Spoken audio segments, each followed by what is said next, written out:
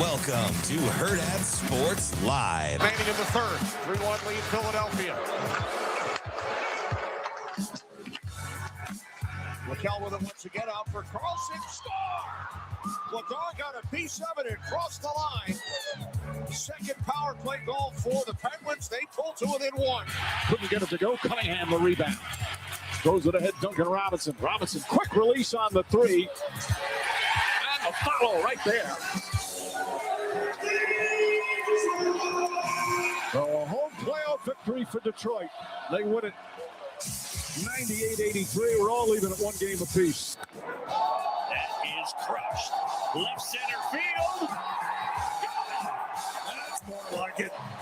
Seiya Suzuki, key to the game. Right back, and it is caught. No, it's in his shirt. Logan Gilbert wore that one. That was something that you will not see again. That ball is trailed. Mike Trout sends one way back beyond the bullpen. What a blast. Well, you talk about cover the cutter. Wow, Trout.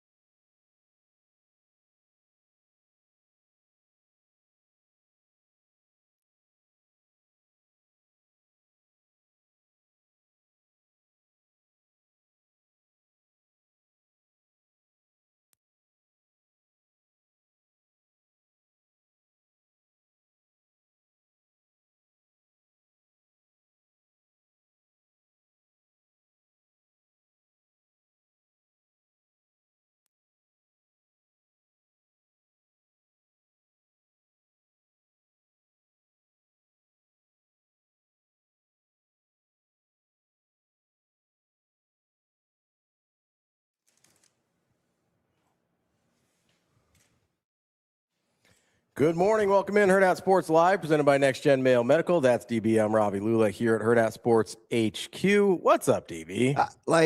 Hey, man, I'm just going to say this. Don't do that again. Don't do that again.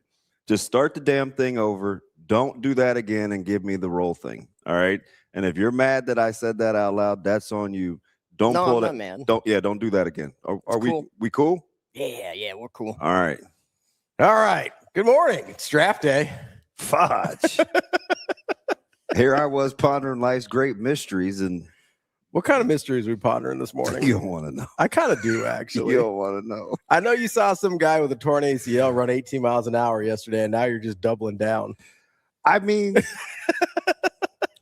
that came up in my head. It's not as much fun in the rain. Yeah, but I was, especially since I biffed it. I would say you've got a traumatic experience. Yeah, but I'm not wearing those shoes in the rain again. The other thing is, I shouldn't even say this, but damn it, like, do you ever wonder, like, you're the same person when you go to bed, right? Why is when you get up in the morning and you look at yourself a crapshoot on what you're going to look like? You wake up and you're just like, who's that? I don't know. Like, sometimes I look like Incredible Mr. Limpet, right? I'm like, God, man, do people sleep with cucumbers or what? Sometimes you look like a narwhal. It's like, why is it always a roll of the dice what you look?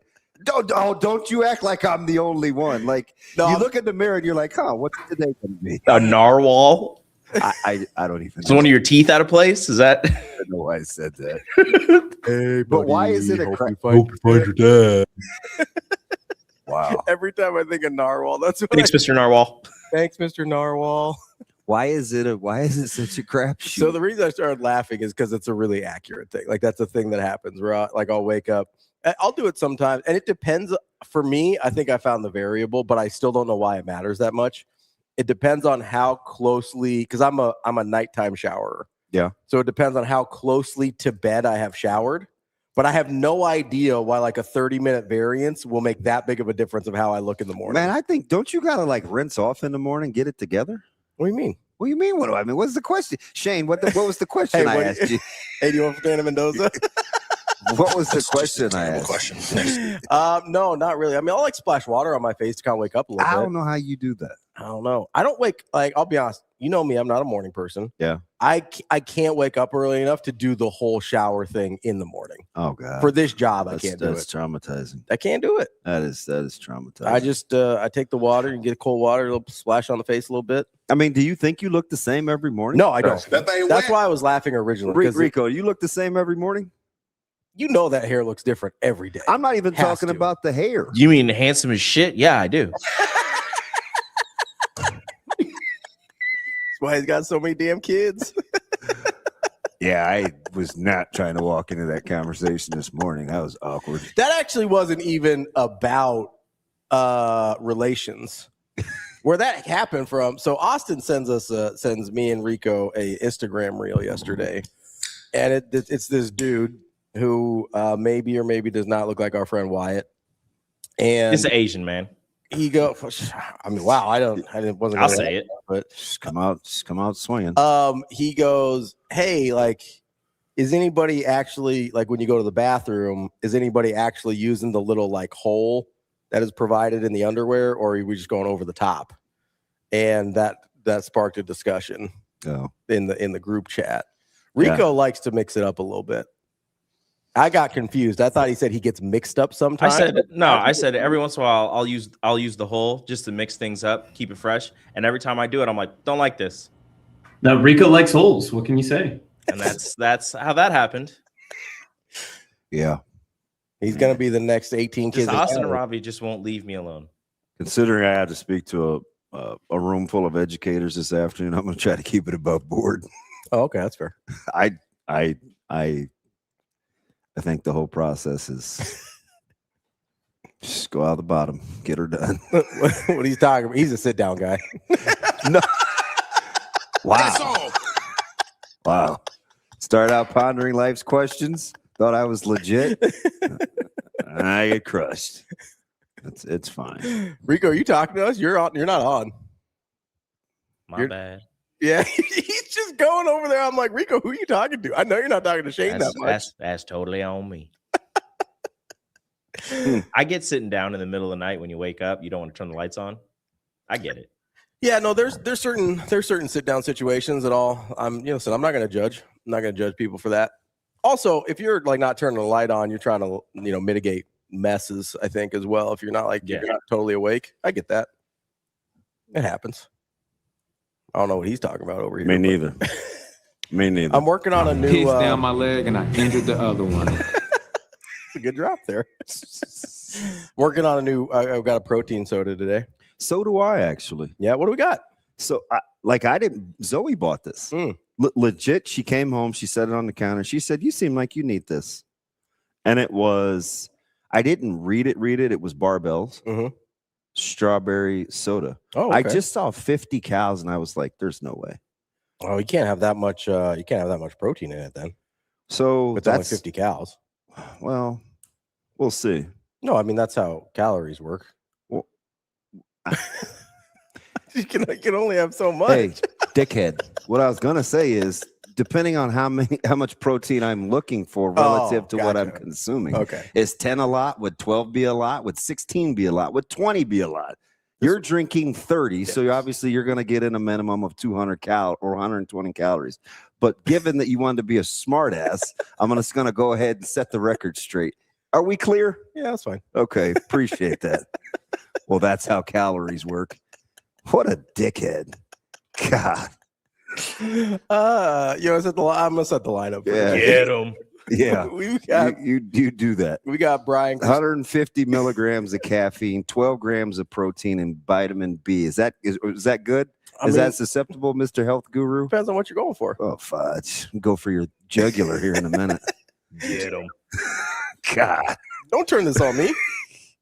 Well, I mean, beat his ass. The delivery kind of warranted it. Because that's different than every other day. I don't know. It just hit me different. Nobody was rocking with the incredible Mr. Limpet. So it was I've never heard of that. I was just look at the fish, and sometimes you'll get the reference to the eyes in the morning. It's like, why do I look like Don Knotts? Oh, why was I? Oh, I was sorry. Every once in a while I'll like bring up whatever like reference page I was on, and I'm like, why was I looking at that guy? Oh, okay. That was Terrell Taylor last night. Oh yeah. That's a throwback. going down that road. Incredible Mr. There we go. Yeah. 1964. That's kind of how I feel sometimes when I wake up in the morning. Like, oh, who's that guy? It's kind of a deep pull. That is a deep pull. Is that Dick Van Dyke? Who is that? It's Don Knotts. Oh, Don Knotts. Okay. Yeah. There we go. Thank you, Heather. That's because you have some sense. That's why you know Mr. Limpet. Don Knotts. What was he? Oh, and by the way, I have to get to that travel question too. I got you. It's not as bad as everybody's making it seem. Move where you're gonna move. What travel question? That's between me and Heather. Oh, okay. Mind your own business. Well, although, by the way, like her family that has like they do like meat and like beef supplies. Yeah. They make some jalapeno cheddar brats. They're without question the best I've ever had. Yeah. I didn't even know they did sausage. And and do you know why you'd like it? Why is that? And this goes against kind of what I believe. I like a little snap. Oh, yeah. You're not a snap guy. No, I'm not. Not at all. You could smell the jalapenos before I even cooked them. Ooh, okay. Through the brat. They were sensational. I don't typically I don't like pickled jalapenos. If they're in brats and stuff like that, I do like them. Like it has a nice flavor profile. But I'm not a big snap guy with the sausages. No, sometimes you have a good smoke or like on a. Oh, they're beef brats, she said. That makes sense. Oh, so that would explain the texture. Yeah. I do think I prefer a beef brat texture-wise. That would explain the texture. Mm. Yeah. Oh, yeah. I had to get that out. I was like, you could smell. I'm like, wait a minute. Is that jalapeno? I'm a huge jalapeno guy, which, by the way, they have spiked at the grocery store. Price-wise? Yeah. Yeah. What's the... Gonna have to start growing those in the old gardenia. What was the price before? I remember seeing it maybe $2.49. Okay. It used to be, $1.19-ish. So it's like double.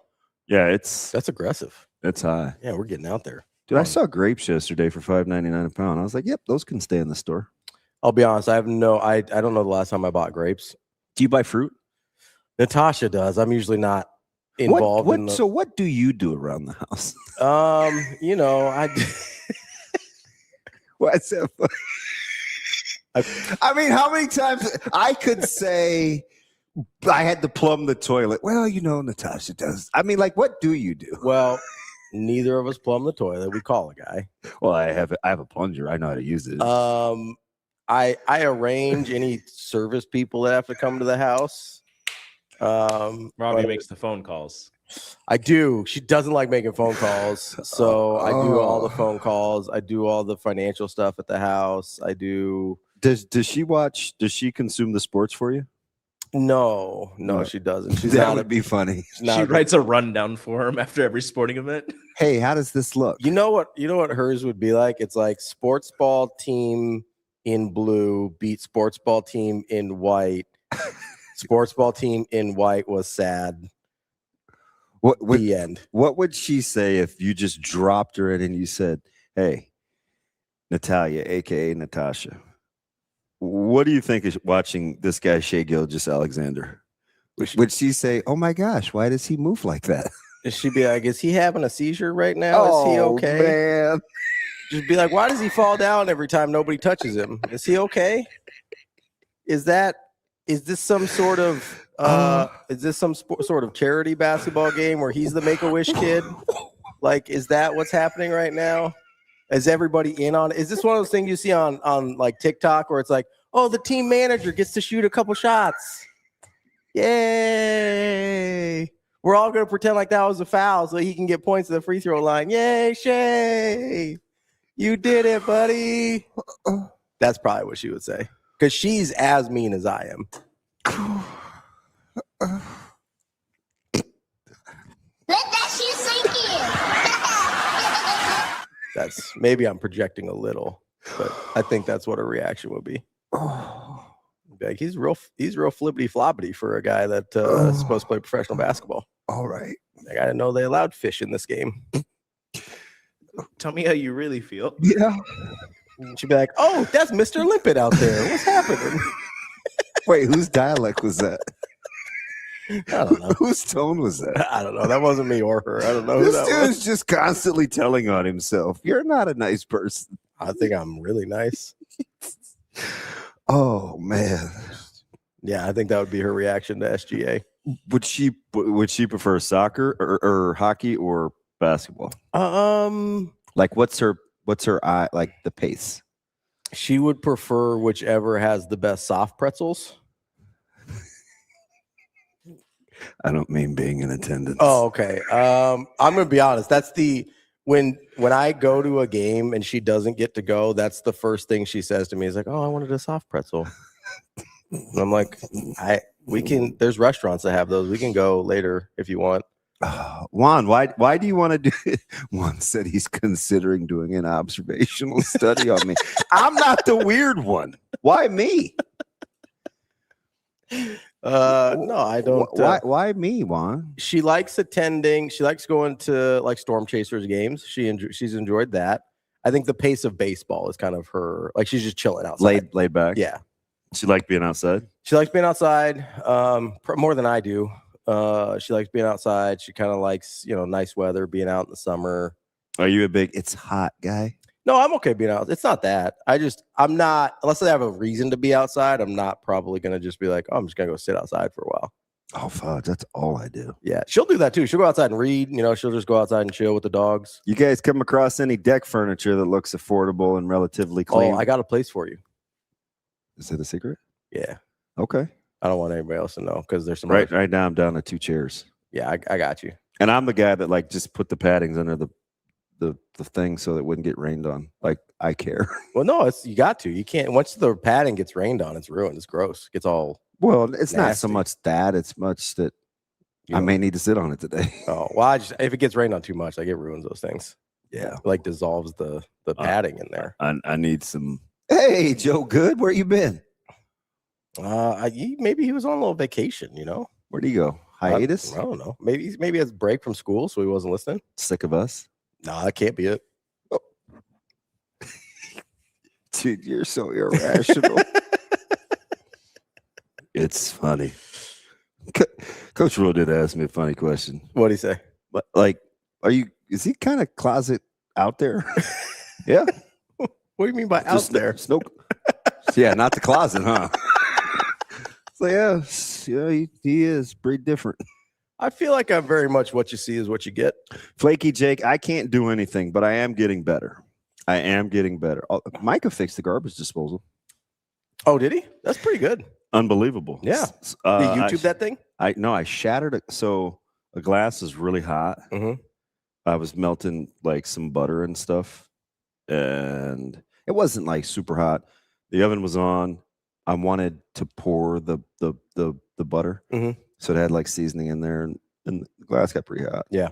So after I put it on what we were getting ready to the steaks, I washed it in the sink. That joker said, exactly. That's how it sounded. That's pretty good. Like the temperature change shattered it. That's really good, and it was like my snifter. It was like a good glass. Oh. And I had no business being my butter thing. I was gonna say. I didn't want to dirty another dish. Yeah, we're just using this thing here, I guess. I just told on myself. I didn't want to get another dish. So I was I get it. And it was real grindy in there. So I was getting out the pieces and I got the big chunks out and the thing just shut her down. Yeah. He's like, hey, where's the thing that's shaped like an L that you don't like? I said, oh, the old Allen wrench. Oh, yeah. My man pulled the door open, got under there, reached for a few things. He's like, gave it a couple cranks, fired that thing back up. He's like, yeah, I've done this before. I was like, no, he probably did it at his mom's. Oh, gotcha. I was like, yeah, going around fixing people's garbage disposals for no reason. Hey, that thing shattered though. Yeah, no, that's rough. Yeah, that's tough out there. That's what I get for Exactly. I mean, I would have had to call I somebody. was for not a scratch. Yeah. Shattered right in my hand. Well, that's good. At least you've been messing your hands up lately. You got to be careful there. I know. My buddy gave me. We were eating yesterday, and he gave me an electric box cutter. Oh, that seems dangerous. No, it is. No, I get next the next to the vacuum sealer. It's Yeah. one of God's great inventions. Wait, so what does the electric box cutter sound like? It's very quiet. Okay. But Like is it like a hum? So he likens my affinity to vacuum sealing to him tearing down boxes. Kind of therapeutic. You one of those people that get a lot of stuff that arrive at your house? Yeah. Yeah. So am I. But nobody's as bad as my mom. Nobody. So there's on average probably 15 to 16 boxes. I was like, tell my mom about it, save my hands. And so I told her yesterday, I was like, hey, I said, my buddy gave me an electric box cutter. And now keep in mind, I usually, or Brandon, my nephew, tears down the boxes. Mm-hmm. And she goes, oh, Brandon has one of those. So much easier on his hands. He doesn't have to wear the gloves. And you don't get the blisters. And I was like, you just watch me labor through this when you asked me to do it for the last handful of years. Good to know. Good to know. Maybe she thought you knew, and she's like, maybe he likes to do it the old school way. How about she does know me? I couldn't believe it. I was like, all right, goodbye. You're like, well, I guess Brandon is breaking down your boxes from now on. Yeah. Oh, he's the golden child. He is the best. He's the best of the bunch, though. It's fine. He earned it. But yeah, so it's a singular handheld. Yeah. And I won't tell you that I couldn't, how Flaky Jake just said I'm not very handy. Mm-hmm.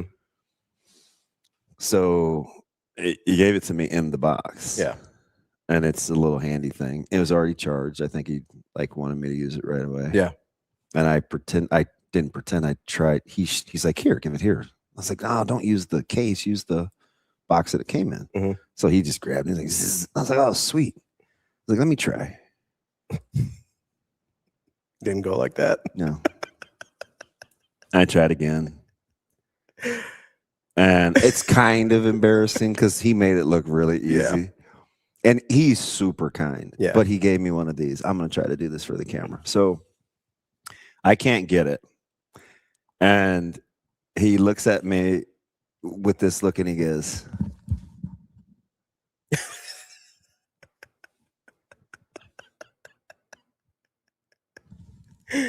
I was crushed. Like, as if to say, you can't be that stupid. I'm glad you think that's funny.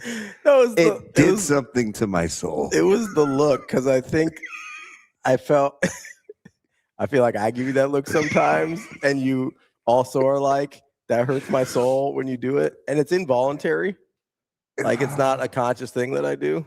It's like a power. So you have to squeeze the handle and the little button at the same time. Oh, sure. It's like a 2-button thing to make sure you're not cutting your finger off. I was doing one or the other. And gotcha. I think he truly was like, yeah. It was more, and it was the most embarrassing thing. It was, he didn't say it, but he said it. It was like, give it here.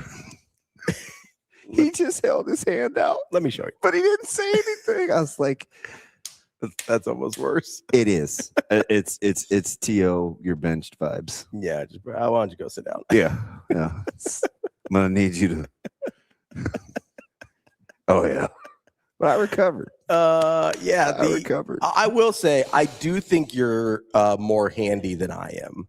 I don't, because you at least want to learn how to do stuff. Yeah. And I don't at all. I do. I fixed a couple of drawers. I'm just like, I don't have any interest in learning how to do that at all. I watched Lupe change my tire. I'm getting better. You watch the yard guys? With your sprinklers, right? Yeah. Which I need to call a sprinkler guy too. I got to get one. Oh, I got one from Aaron. Yeah? Yeah. Yeah, you said his name is Dan. Dan the man? Dan. Dan said Monday. Dan is officially the man. There you go. I was like, because you call now, you're 2 weeks out. Mm-hmm. And Aaron was like, oh, no, I got a guy. Yeah. I've had the same guy for X amount of years. I was like, can you Help me. Can you help me? No, usually it's the other way. Usually it's like, hey, DVD, you got a guy? And it's like, the dude texts like an hour later. Yeah. See, those are the kind of people I like. I like the people that maybe, kind of are doing it like their own little thing, like their own business or whatever, so they can like respond really quickly. It's a legit company. Yeah. And I was like, oh, blank. I've never used them. Yeah. And no, I might need to get in touch with Dan here. I gotta ask AK if it's all good. I mean, I'm sure it is. He runs a business. He probably wants other people to have his phone number. If I had to guess. See, look see that. Look. I mean, why are you trying to gatekeep somebody's business from me? What are you doing?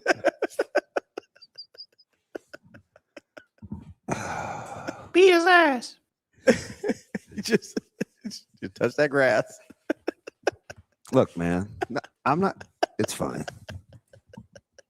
I don't know what's wrong with you. I could hear it as I was saying it, and I still couldn't stop. You said it earlier, DB. Someone's sugars are regulated. Gotta be, but he's even worse. It's because he was down for like a day and a half. Like, what's wrong with the way you communicate? What do you mean? It's hard to say. God, what? I truly don't understand how like people who don't know you and meet you for the first time actually like you. It's mortifying. I don't understand it. And I'm telling you, he was not cool at the card game, and he got an invite to the next card game. I don't get it. I've been around you long enough that it's like, yeah, it's funny. It's Ravi. But like if I'm to help him out, right? Yeah. We all heard that conversation. Yeah. You weren't mean the first time I met you. I mean, basically, like DB, the dude's for profit. Cough up the number. Yeah, listen, man.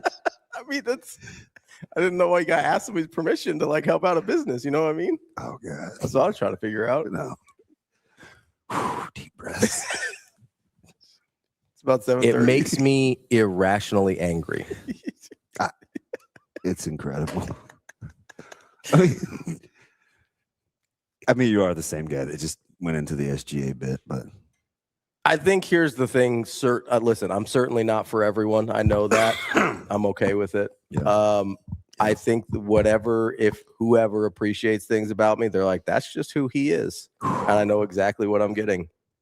Kind of a dill hole. Juan wants to do an observational study on me. Why me? Rhule's going to be shell-shocked. He ain't going. He said, I think Ravi's a fantastic communicator. When I met him, he was very nice. Maybe one of the kindest people I've met. See? Juan used to be on my team, but now Juan is kind of he's getting away from me again. Been gone too long. I think I'm a nice person. I don't say nice things very often. Yeah. So there's like, Do you want to go back to the whole protein thing? Like deep down in my heart, there's a nice person. That's how in calories work. I wasn't sure I wasn't sure where you were going. I wanted to make sure you didn't get a little confused there. I've run into people that are like, oh, this has 30 grams of protein and it's 12 calories. I was like, nope. That's not it. Not how protein or calories work. So what do you call your other personality then? If Damon's is Kenny, it's not another personality. It's just you got to get. It's pervasive and it's in his core. He's rotten. You got Tyrone. Jesus. God. Wait, how did you say that, Austin? Tyrone. Oh. You sound like you're answering a Jeopardy question. Yeah, what is Tyrone? He's a person, man. Damn. No, I don't think there's two separate personalities. I think I'm a nice person. There's just a lot of exterior things that you got to get past to be like, oh, he's not serious about that. But I do think it's funny. Like if something's funny, I'm going to say it no matter how mean it is. But I don't mean it. You know what I mean? And I thought I was in a relatively good mood after what the Pens and Flyers did. You seem like you're in a great mood until, we had some some technical difficulties, and I think that's the problem here, because I'm like this every day, and normally I shook the technical difficulties off right away. Normally you respond a little differently, but sometimes when like you're on edge already, then my particular brand of personality doesn't always sit right with you. And I didn't think the Pens were going to win the series, but I definitely don't want to see them playing like this. Yeah. And I also don't want to see Gritty beating up Penguins. That's not very nice at all. Dude, well, I mean, this is a brawl. Yeah. Which one was I watching? I think the Lightning game I was watching the other day where Canadians? Yeah, where they broke out into it was like 5 separate fights, but for like an extended period. It was like for like 4 minutes. It was a quarter of dinner. Yeah, I was like, I thought they kept replaying the same thing because my back is to the TV. Yeah, I was like, hey, and the refs would like get in there and then they let it go, and then I was like, hey, is they gonna stop this at any point, or we're just gonna keep letting it go? And then guys would separate and then come back together. Our guy Jake Gensel was in there. Yeah, Jake, he might get another title. Yeah. What do you think, Shane? I know they're in the wrong conference for an Avs fan, but what do you think? I think that conference is a little easier than the Western side. Is that right? I think so. But you guys are the hockey experts but here. That series right there that's a tough series. That is, especially for an opener. Yeah, it won't be easy. Are you ready for the draft, Shane? Yeah, I think so. Do you want Fernando Mendoza? I do want Fernando. Damn. I'm just look. You see how quickly he answered now, though. Like, yes, I do want Fernando Mendoza. I like that, Shane. I want, and I know, and everybody's going to bring Jamarcus Russell up and all that stuff, but I want the best draft pick. Listen, everybody's had a bust on a first round QB. That was a totally different. That's the same team, but it was different guys running the team. So, I mean, we did draft Kenny Pickett, Trey Lance. I don't know. Mac Jones. Hey, Mac Jones. Mac Jones took us to an AFC champion or to the playoffs. Does he need to be your spokesman? No, Mac Jones took us to the playoffs in his first year. That's not a bust. He's the backup quarterback in San Francisco. This guy didn't even like Brock Purdy. Don't let him do that to you. I like Brock Purdy. Now Brock Purdy's good. I don't $50 million like Brock Purdy, but you like winning? Yeah. Well, that $50 million, you're going to win a lot more than you lose. I don't know. Mac Jones did some winning for the 49ers last year too. So and yes, see. The Raiders do need offensive line guys. I say the other 4 or 5 picks that they got just go all offensive line. It's a deep offensive line draft too, so you'll have some chances. It's a really like good you'll have opportunity. You don't have to go offense. Like there's probably, there's nobody on the offensive line I'd probably go 1-1 with, but there's a lot of guys you get second, third, fourth round that you'll be able to start and play. How crazy is it that a team like the Chiefs drafts in the top 10? Yeah, they're 13 now, right? They traded out. I think I thought they were. Or are they 9? Are they 9? Oh, I was looking at a mock where they projected. Yeah, trade out. They're still holding the 9. Yeah. So I'll be really interested to see what they do there. Like, they need to fix their offensive line, but you could do that later. Yeah, right. Yeah, you can. I don't know that you want to do that at 9. If does Downs get to 9? There's some places that he's projected to get into like the 9 to 12 range. The last one I saw, I think they had him taking Bain. Kansas City. Yeah, they're gonna have to trade up to get Bain. Bain doesn't naturally get to 9, in my opinion. I hope not. I've been trying to figure this out. I get the measurables and whatever. No, you mean you get the arm length? Yes, it's literally just the arm length. Yeah. I get that is a concern, and historically that hasn't always gone well, but I think he's one of the best players in this draft. I don't think it's that close. Like if I'm just going best players in this draft, I'm going in some order: Downs, Bain, Styles, Fano on the I don't want to put line. that in your. No, you're right. I wasn't thinking about offensive line. That's a good pull. And like I like Jeremiah Love. I don't know if I love Jeremiah Love. It's a good point, Lee. It's a fantastic point. What did he say? I can't have my own poker things. I can't have my own Coach Rhule dinner. And now you want my sprinkler guy. Yeah. What you said, Lee. Air high five. Fine. I'll go find my own sprinkler guy. I was trying to support people that you knew. right. I just quasi met Dan. Aaron is my real guy. I met Dan through Aaron. All right. And we have this thing, like we don't share unless we have permission. Okay. I'm not gatekeeping. I'm sure Dan would love the business. Douchebag. I'm not I'm asking for Coach Rhule's number here. Like, that's a different thing. It's my own fault because I interrupted by reading Lee's thing, but now I'm mad at you again. We were doing just fine with the drafts. God, if he thinks it's so funny to be a dick. That's why I do it. I wouldn't do it if I didn't enjoy it. Oh, that's just weird. I mean, that's just weird. No, I'm not really gatekeeping. I can't just be firing off Dan's number. I just met the guy. He may be doing me a solid. Literally, not even like 12 hours ago. Right, but if he's doing you a solid, he'd be like, "Hey, yeah, I normally can't schedule like that. This is when I can." Okay, man. Oh, AK already text. He said it's all good. All right, fine. Wow, that's embarrassing.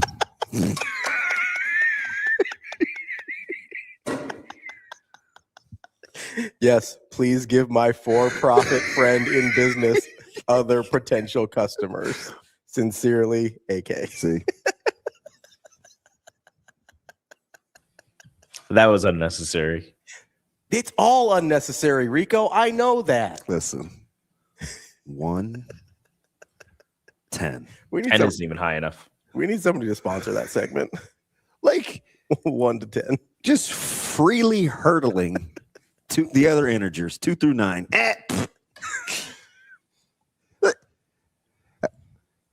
You don't even know Aaron. No, I don't. Oh, yeah. Here, my friend, blah, blah, blah, for a profit. Thanks. There. Like, you just turn it into a full-fledged bit. Yeah. It's cute. I'm glad everybody else is humored by your idiocy. I'll be honest. I do it for my own humor. Of course you do. It's mostly for me. If other people enjoy it, then of course that's a bonus. Yeah. I'm selfish. You know this. I have to. It's like, damn. Yeah, he's a jerk. It's no question. You'd stand up on that one and get some more grass. Let's take a little break. We'll take a little break here. We'll get we'll give it a minute. Let DB regroup. I know, unfortunately, we don't have a shower in the office. You can restart your day, but we'll do our best here. You can touch some grass, and we'll get to. I don't even think I ended up setting the lineup. We got Mike Hurd, Omaha baseball coach, or finally, Omaha softball coach. I'm not even going to kid you. I've always been a little intimidated. Well, yeah, there's a whole family there. Well, and he's no nonsense. Kind of intimidating. Yeah, no nonsense. We'll talk to Mike, Coach Hurd at 8, Omaha softball coach at 8:45. Of course, we got Brian Edwards from Major Wager. And then at 9, it's Michael Bruntz from Husker 24/7. That's DB. I'm Ravi Lulla. We'll be right back. More Hurrdat Sports Live.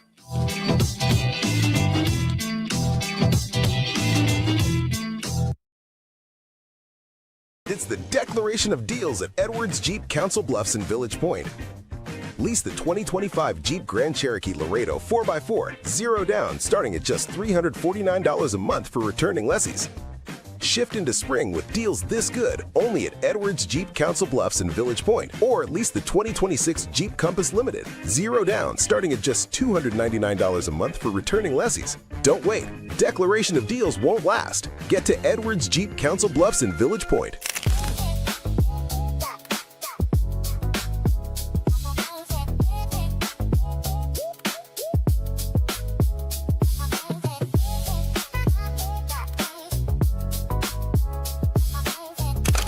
What about your game do you think translates to Nebraska and in particular the Big Ten?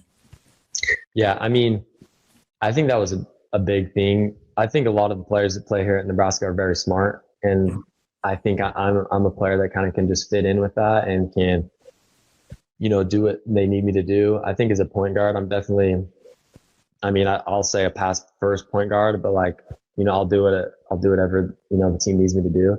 And I think the pieces that are already here with the shooters and the playmakers, it's pretty awesome. And so I think that's something that I'm excited just to get out there and practice. And honestly, just to see some of these guys shoot, like they're legit, and to get out there and just to play with these guys that, I mean, I know I can just hit them in their spot and they're going to feel comfortable letting it fly. And that's going to be a lot of fun for me as a point guard.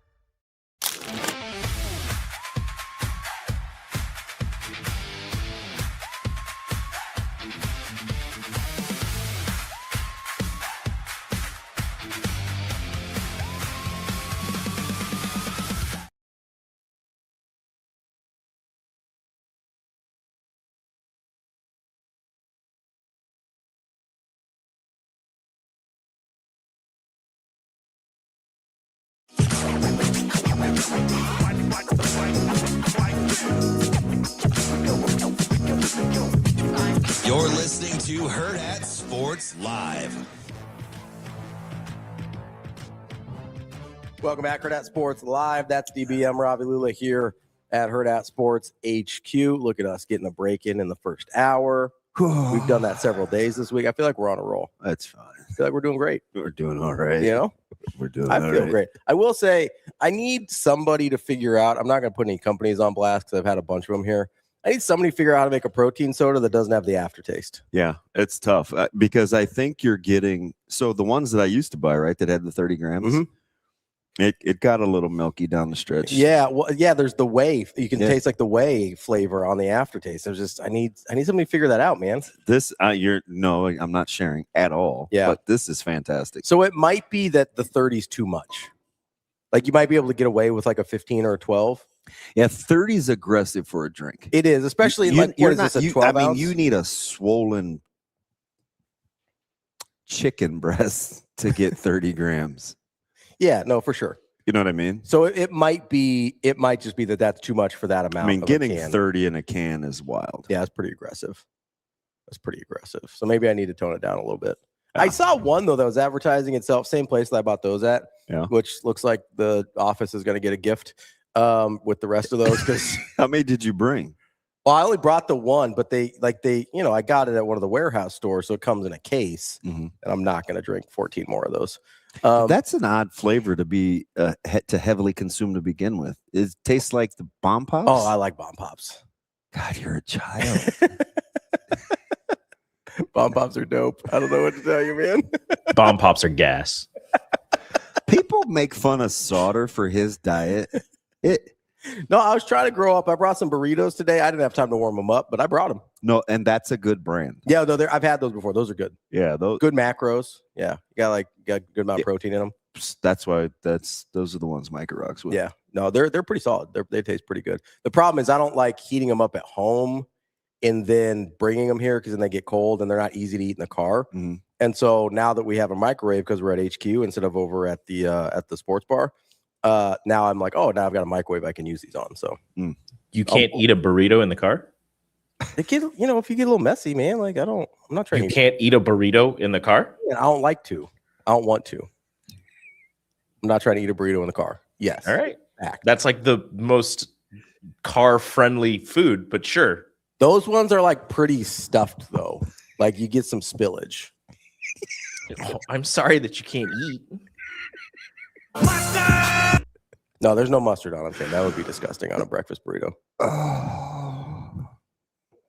Anywho, Austin, I'm not turning on a burner at a restaurant to heat up a burrito. They didn't have microwaves at the sports bar, which I think is a good thing, personally.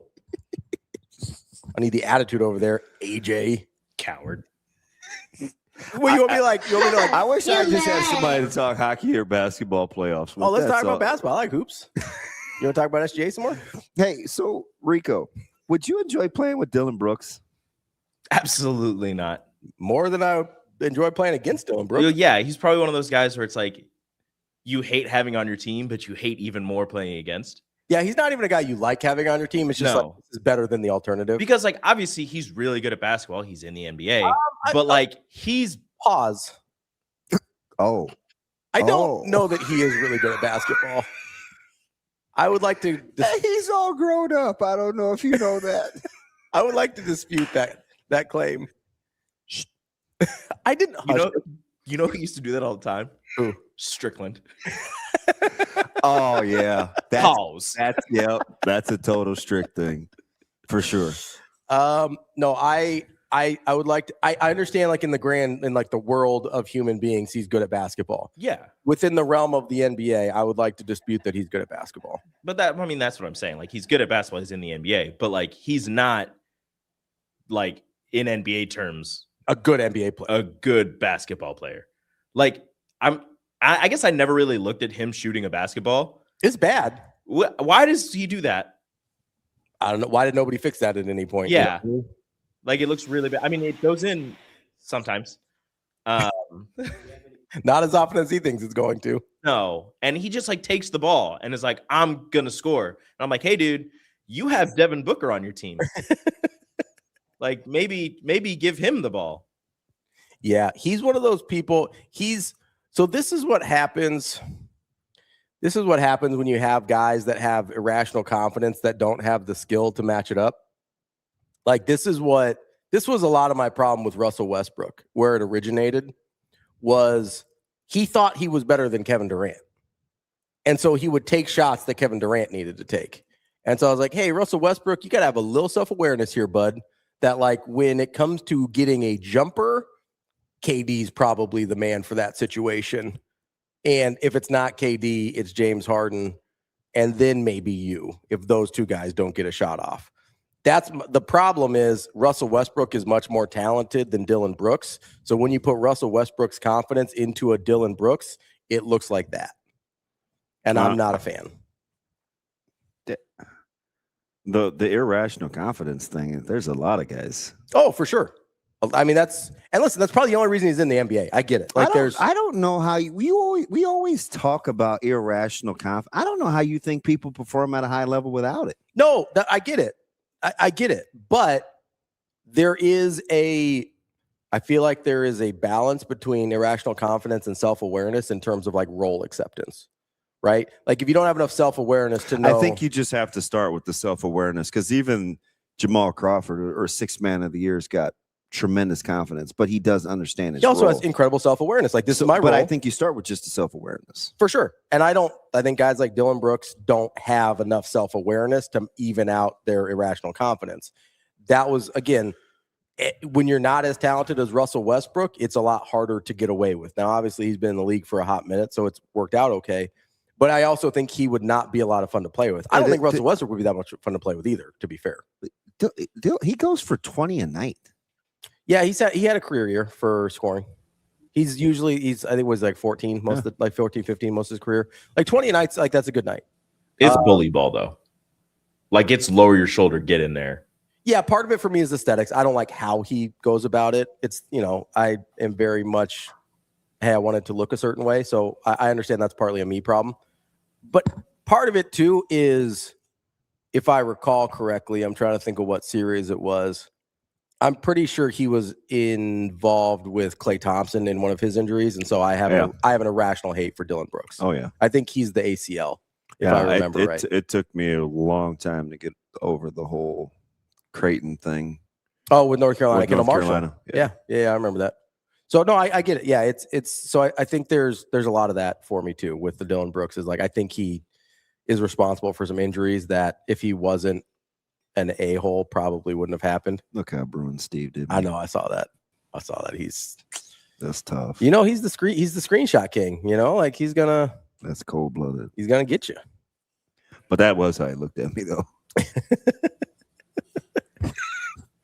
As you heard on break. Yeah, no, it's super cool dude. I like him. You don't even know him yet. I know, but I'm a fan. Because I am. Well, he seemed like a good guy. Nah, he is. Also, he answered my question very quickly about getting Dan's number, so I appreciate that. Back to the whole Dan thing. I'm not like I don't, and I get it. Brooks is not gonna be for everybody, but you got to understand teams that he plays on. They get better. They are better as soon. So here's the thing: they get better immediately. I've had this on the rundown for a couple weeks now, and Dillon Brooks is a really good example of this. Oh, the best players versus what does it mean to be a good basketball player? Oh, because like from a skill set wise, Dillon Brooks is probably bottom half of the league skill set wise, I would say. But in terms of impact on winning, he has I would take his impact on winning over like a Trae Young, who I think skill set wise is much better than he is. You ever watch Peyton Pritchard closely, or did you watch him in college? Yeah. Oregon and Boston. Yeah. How does Peyton Pritchard seem more athletic now than at any point in his career? I have no idea. He's a good basketball player. He's a very good basketball player. He's a really good basketball player. At any point, did you see Baylor Shireman doing what he's doing now? No, not at all. I thought he would stick for a while, but I didn't. He's a meaningful piece on a 2 seed. That is not a thing I saw coming. I mean, that is wild. He played 20 minutes a night this year. No, I know. He just he was good after he torched. Yeah. The call up was easy. Yeah, he torched the G League. Not as much as Trey Alexander's torched the G League, by the way, and still not gotten the call up. So I don't know what the Pelicans are doing with their lives, but whatever. That's a different conversation. Well, it's a Pelicans thing. Yeah, that's a them problem. But no, I did not. They actually might be one of those organizations. Remember we were talking about unovercomable. You can't overcome the organization. Pelicans might be one of those. Yeah, I need them to trade Zion. I just need to see if it's a New Orleans problem or if it's a Zion problem. So where did you arrive on Anthony Davis? I think was that a Pels problem? Yes, yeah, I think so. Now there's the injury history, which is he was pretty good for the Pels. He was good for the Pels, but the amount of success that they had was limited because it was them, right? Yeah. And then as soon as he goes to LA, I get it. They won a championship, and he was the best player on that team. He was better than LeBron in the 2020 playoffs. He just was. And so, I think the Anthony Davis thing was a Pelicans problem. I think the Brandon Ingram thing was a Pelicans problem. Brandon Ingram's pretty good. How is it not a Zion problem, though? I just need to see. It probably is, but I just need to see. I just need to see. What do you mean?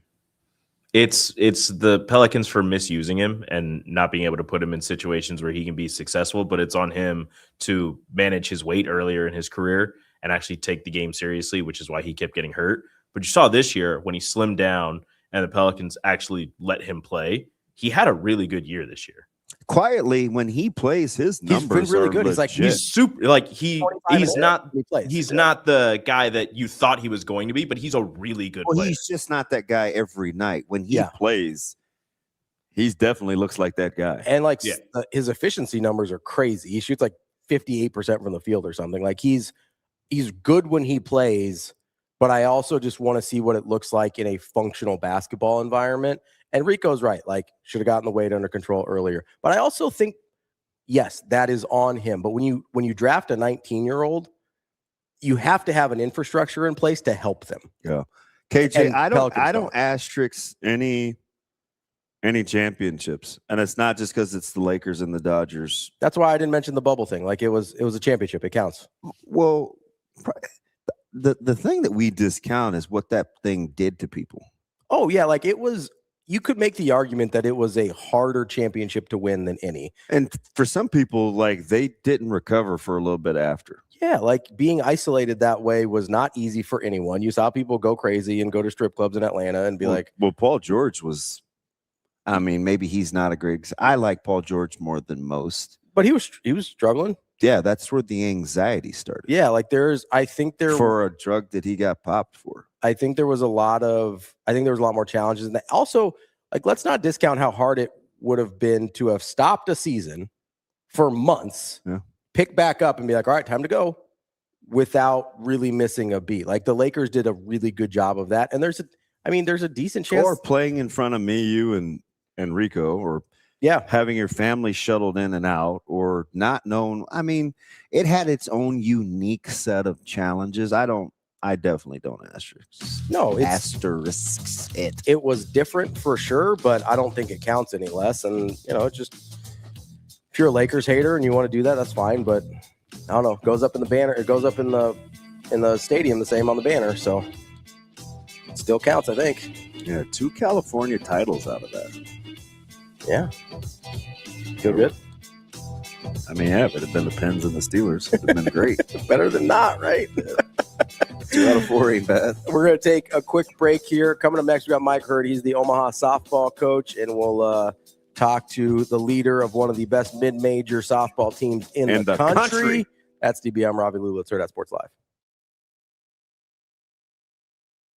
It's time to shift into spring at Edwards Hyundai. Lease the 2026 Hyundai Kona SE all-wheel drive starting at just $179 a month. Shift into spring for less. Spring on this deal before it's gone. Drive away with more this April, or save up to $7,000 off MSRP on the 2026 Hyundai Palisade XRT Pro. Don't wait. Shift into a fresh deal this spring at Edwards Hyundai.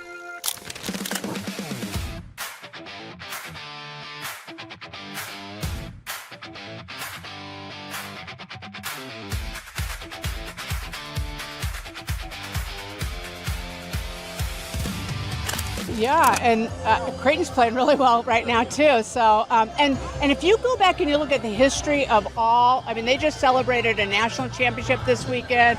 Creighton and Nebraska have been in multiple World Series throughout the years. So it's really good when all 3 programs are good.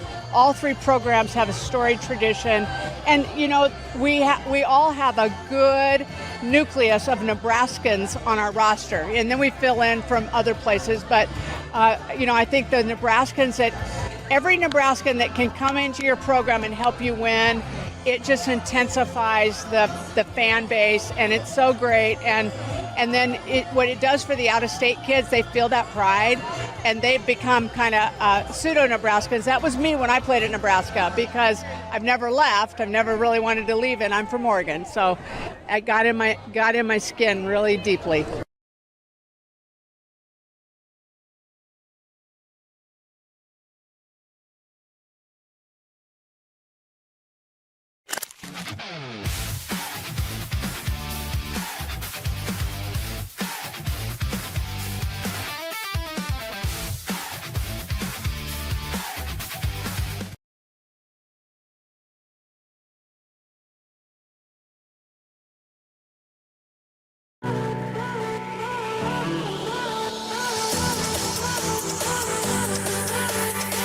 Welcome to Hurrdat Sports Live. This ball is hit through the ground on the right side base hit. Waved around third is Solachik. The throw cut off, and she'll come in to score, and it's 7-3 in favor of the Mavs. Swung on, hit well, towards right center. Will it carry? Yes, it will. A 2-run home run for Katherine Johnson. One ball, no strikes to her. Jensen's 4th pitch is driven deep, left field, really deep, and gone. A solo home run off the bat of Taylor Solachik, and it's Omaha that breaks out on top with a 1-0 lead. Welcome back, Hurrdat Sports Live, presented by Next Gen Mail Medical. That's DB. I'm Ravi Lulla here at Hurrdat Sports HQ. We are joined now by Mike Hurd, the head coach for Omaha Softball. Coach, how are we doing this morning? Good. How you guys doing? Coach, listen, I joke with these guys because you come up a lot for a guy that we haven't talked to before. I think our listeners know I have this weird affinity for you. I told the guys this morning, if I get a little weird during the interview, it's on me, man. I know you don't always enjoy like the whole media circus and stuff, man, but we had to pull the trigger, man, so we appreciate you. This is awesome. I listen to you guys every morning. I love what you guys are doing right now. Do you find it odd that we have such an affinity for softball? I think it's growing, right? I hear that more and more out in the community all the time. I think it's growing. So people are kind of catching on that it's a pretty fun game. So you've been head coach for about 5 years now. Like, when did you realize, I assume it was before you took this job, but when did you realize like how good the youth softball in Omaha and this state was? Like when did that part hit you, or have you always known? Yeah, for a while I kind of came up, a little bit of a grassroots type of resume with me. So I came up and, I coached club ball around here for quite a while. I coached some high school ball. So I've been around that side of it for quite a while. And softball in the area has been good. If you go back and look, softball in the area has been good for a long time. And I think just over the past 10 years, it's continued to elevate. And man, there's so much talent that comes out of this state for such a small population state. There's so much talent that comes out of here. Coach, that's one of the things that I've been amazed by, just knowing your background from youth to high school to college. I won't say dominance yet, but really, really, really, really good at the collegiate level. It's kind of an unusual ascension because somebody's got to give you the opportunities too. Your name was throughout the community forever as a softball guy, but you got a school that's like, okay, that's going to be our guy. We see the vision. How important was that? Because a lot of people want to get guys that can get players. They don't know how to surround those coaches sometimes to be successful. How'd the vision play out for you? Yeah, the process of coming here, a little bit unusual. Adrian was not here when I interviewed for the job. Mike Kemp was actually the interim AD at UNO when I interviewed. So Mike Kemp hired me, knowing that, wasn't sure in 4 or 5 months what it was going to look like. So, and then when Adrian took the job, I think that's when I really started feeling comfortable. He has been so good to work with and to work for, and just the support that he gives. And it didn't take long after Adrian was here to feel like, yeah, I think we can, with the support here, and I think our visions kind of matched what we wanted to do in the future. It didn't take long for me to feel like we could start building something pretty cool.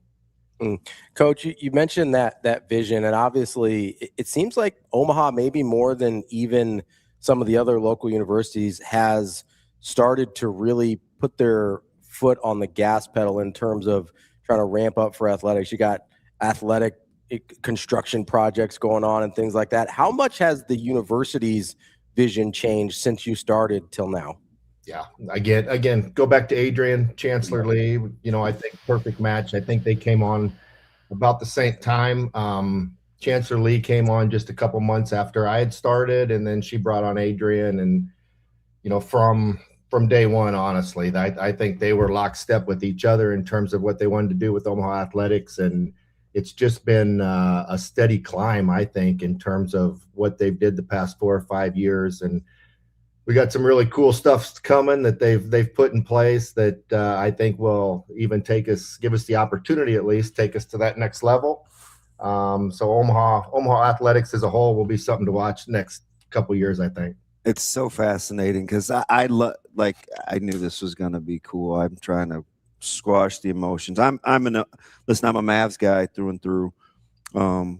Easily the most important college in my family dynamics, and that goes without saying. And I've watched Adrian and Chancellor Lee. I met them, and our boss is a huge Mavs hockey fan, and had a chance to meet her a couple of years ago, and I've had lunch with Adrian a few times now, and the vision, those two being on the same page, and to listen to kind of sit up in your seat about the level of excitement.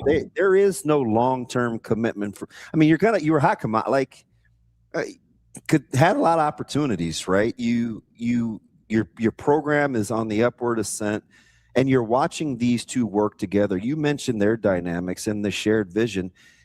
Do you think people understand how important it is for institutional leadership and academic leadership to be pulling in the same direction? Man, that's right. And Damon, you know it. That doesn't happen everywhere, right?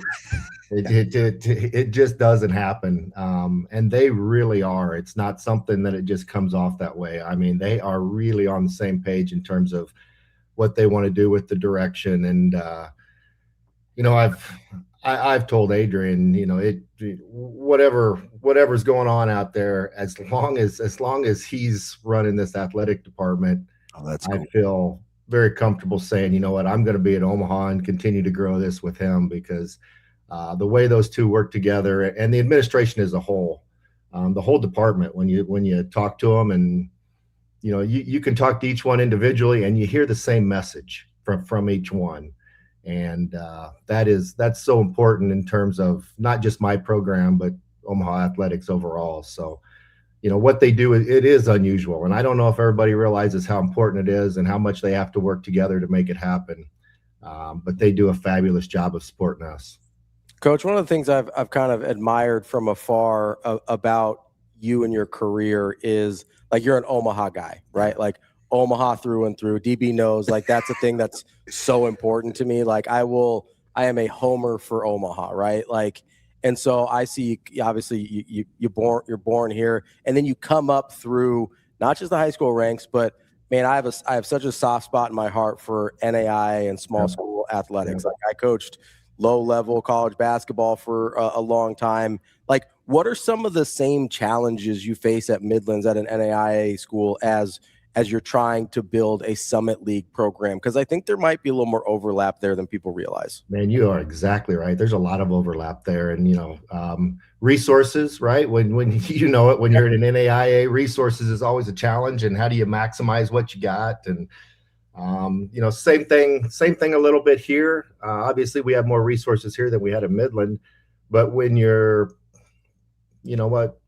long-term goal, right? We don't, just want to compete in the Summit League. We want to be able to go out and compete at a higher level and do some things at regionals and be able to go out there and compete with some of the Power Fours and all that too. So you always got to look at resources and what you have and how you maximize them. And for us, it always started with our recruiting, and top priority day one was keep it local. Right. We know the talent in Nebraska. We know the talent in the Midwest around us. Bring in those local kids that we know not only can compete at that level, but have some ownership with the program once they get here. And it was the same at Midland too. We competed locally there.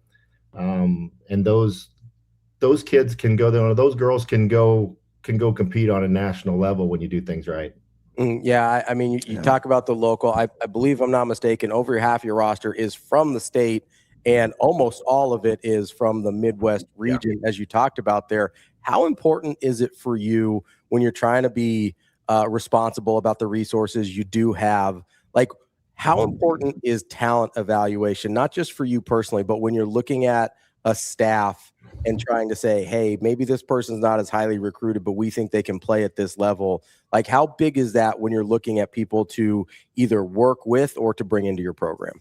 Yeah, I think you have to do that. We always talk, I think every one of our staff meetings, we talk about being a development program. So looking for those players that in our minds are probably Power Four level players, at least that potential. But maybe they, need a year or two in the program before they reach that level.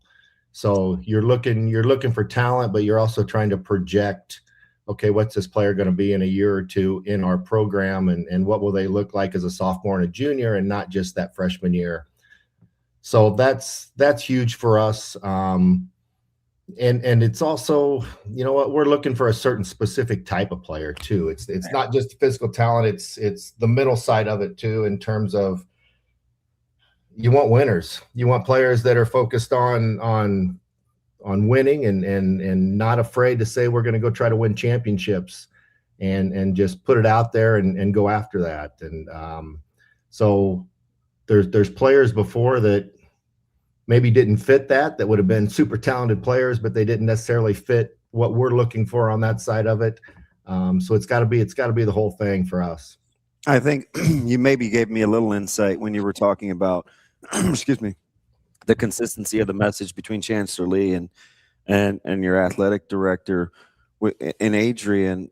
And so maybe this is the same for you, but I've watched your style for a long time, and I joke with the guys. It can be a little intimidating, but it's really just direct. You're very clear, like your messages are clear. How long did it take that style to be one that people could gravitate towards, especially considering, you're crossing genders? Like when you talk about recruiting a specific type of player, they have got to be able to, and it's not necessarily a male female thing, but it comes up a ton in terms of how we receive instruction. We were talking a couple of weeks ago, and even just yesterday, about being coached hard and how it's not for everybody. And we weren't even talking about female sports necessarily, but we talked a lot about football. Your style is we don't leave a lot of conversations wondering what you're thinking. But you've done it from all ages. Is it just the consistency of the message? Yeah, I think so. And you guys know this, and everybody said it. I'm sure you've said it. You just have to build that. You have to build that trust first. And I think I've always said, I personally, I think you can coach females the same way as you coach males. I really do. And I think as long as you build that trust and they know that you truly have their best interest and the team's best interest in place, you can talk to them just very directly and very honestly about things. I think people would be a little surprised if they came and watched our team at practice or wherever we're at. It's probably much more laid back and fun and not near as regimented as some people would think when they see the way I come off. I think there's a real comfort level that the players develop with me and with the coaching staff and with each other. And to me, I tell them, I just want them to feel like they can completely be themselves when they're around the team. Sometimes I see players that act differently around a coach than they might around their teammates when they go back to the dorm or when they go home. And I really want players to just be themselves when they're around me and around the team and feel comfortable doing that. And I think as long as that agreement is in place, that we're just going to be honest with each other. And I want them to speak as freely to me as I speak to them. I want them to speak their mind to me. If they disagree with me about something, man, let's talk it through. Let's get it out there in the open and just deal with it like adults. And it just works. It works for us. Maybe it doesn't work for everybody, but it works well for us. Is that kind of the part of the secret sauce too? Because I mean, just following like Caitlin and Ava, of course they've got to play against Harley, and you have these different high school dynamics in terms of just how competitive some of these programs are. But then once they get to you, man, it just appears to be all about winning and having that kind of collective vision. Yeah, and we're pretty upfront with them on the recruiting process with that too, right? We really want players who are willing to take ownership of their own development. Right? We'll coach them up and we'll give them the direction they need and we'll help them on that. And I think I've heard you guys talk about this before, but a player that needs someone to babysit them and walk them through things every day is not a fit in our program. I'm anti-babysitter. I am absolutely right. That just does not work. So, and we talk about that in the recruiting process. Players that really want to take ownership and get there themselves and put in the extra work. I mean, we've got, NCAA gives us 20 hours a week or whatever it is to work with them, and we're just up front. That's not enough, right? If you want to get to where you want to be and you want your team to get to where it needs to be, that's not enough. You've got to be willing to do things on your own. And the other part of that too is our coaching staff is 3 coaches. It's me and 2 great assistants that I have. Yeah, Brooke and Jen. I gotta say, I can't believe Brooke and Jen. Yeah. Again, both local. Lucky to get the local talent coming back in the coaching ranks too. But we don't have 6, 8, 9 coaches running around practice every day, being able to give hands-on all of the time. So again, that goes back to the resources a little bit. How we maximize it? We maximize it by getting players that want to come in and own their own development. And so we're honest with them in the recruiting process, and we've been lucky enough to get those type of kids. And then once you establish that, man, once the freshman class comes in, it's almost like the upperclassmen take over and just show them, here's how we're doing it, and this is what's expected.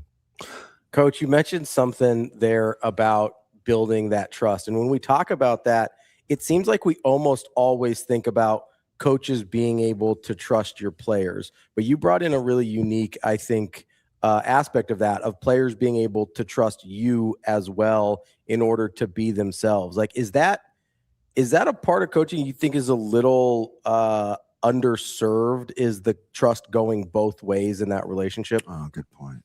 It has to be that way, right? I don't think you can fully maximize unless it is that way. And that's a process, right? I think that's probably one of the biggest learning curves that freshmen have to go through coming in. And you always see it in the fall when they come in, and it takes them a little while to figure out that, yeah, this is really how it is. We can be ourselves, and we can be who we are, and we can voice what we want the coach to hear. We feel comfortable voicing that to him and voicing that to the team, and knowing that we will listen. That doesn't mean we always agree, right? We talk about that from day one. We're not always going to agree on things, but we're going to be open and honest and talk through everything. And you know what? When you do it that way and you handle it as an adult, I think 99% of the time you walk out of the room on the same page. And if it's that 1%, then you know what? That happens too, and that's life, and we'll work through that too. But 99% of the time you walk out the door on the same page, and everybody feels good about it. I promise you we're going to get to the team specifics in a second, but I like to peel back the curtain a little bit so people can see the process, because you just don't roll the ball out there, and you're one of the top mid majors in the country, and you have this kind of success. So I like for people to kind of see the like what's the what and how it's actually happened. And I'm gonna go back to your staff, because it is just the 3 of you. And sometimes there's pros and cons to that. It's not a lot of ideas being bounced off a lot of different people. And I get it. Jen, she played at Creighton, and I think she took did you get her from Pitt State or St. Cloud? I did. No, she was at St. Cloud as a GA, then she went to Pitt State. And okay. So how did it form? Like, talk to me about how you put together your staff, because I think that's interesting. I literally called Jen within 24 hours of me accepting the job. She was my first call. I've known Jen actually played for me in club ball. Mm-hmm. So I've known her forever. I knew what type of coach she was going to be, and has grown into. So literally within 24 hours, she was my first call. I think I surprised her a little bit, and I said, hey, not only come home, but move up and let's build this program. Mm. And she said, let me think about it here a little bit. And that's cool. And I think she called her parents and talked through it with them a little bit. And, immediately, it wasn't long. She called me back, took the job. And so she's been here since day one, and just been awesome. We're on the same page with everything. And then we had a spot open up last year, and same thing. Brooks, a local kid, went up South Dakota State and killed it up there playing with her playing career, and just knew a lot about her. Didn't know her well personally. I knew her, but I didn't know her well. But I just I knew of her a lot, and I knew what other people said about her, and I just felt like she'd be a perfect fit. So she was my first call as soon as that opened up too. And she took it right away, and it's just been it right now we have a staff in place that's just awesome. I always say I don't do nothing. I don't have to do nothing. I just turn it over to them and let them do everything. All right.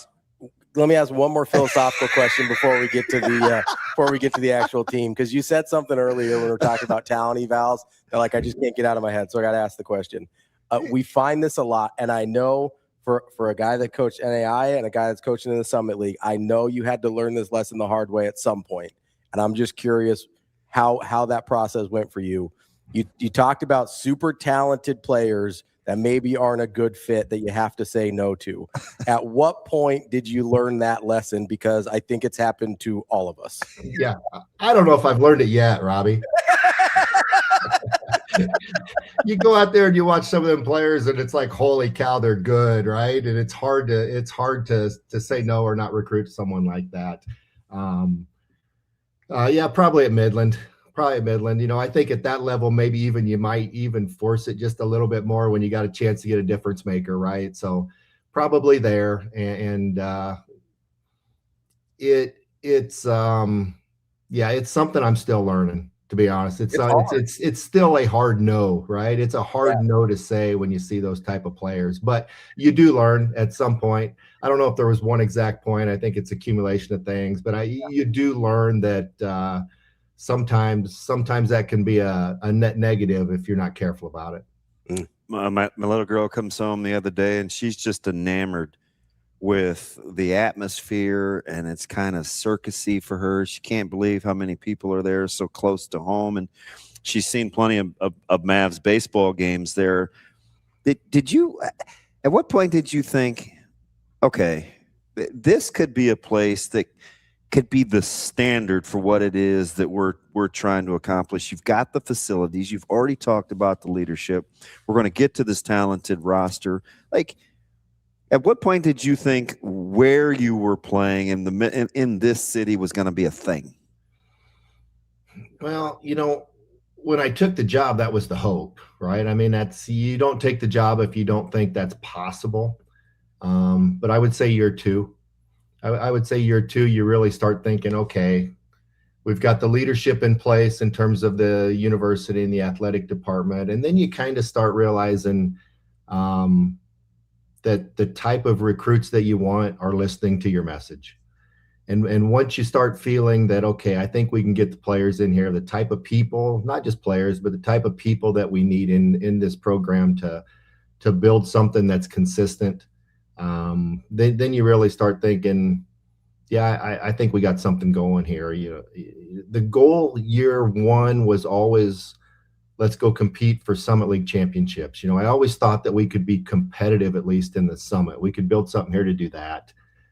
And then you kind of see what's going on. You think, yeah, that's always the priority. We always want to top priority compete for a Summit championship, but you kind of start thinking, I think we can build something maybe even above that a little bit. So probably year two, when you kind of see things coming together and that the girls out there that are looking at different schools are willing to listen to you and buy into what you're doing. And yeah, then you kind of go from there.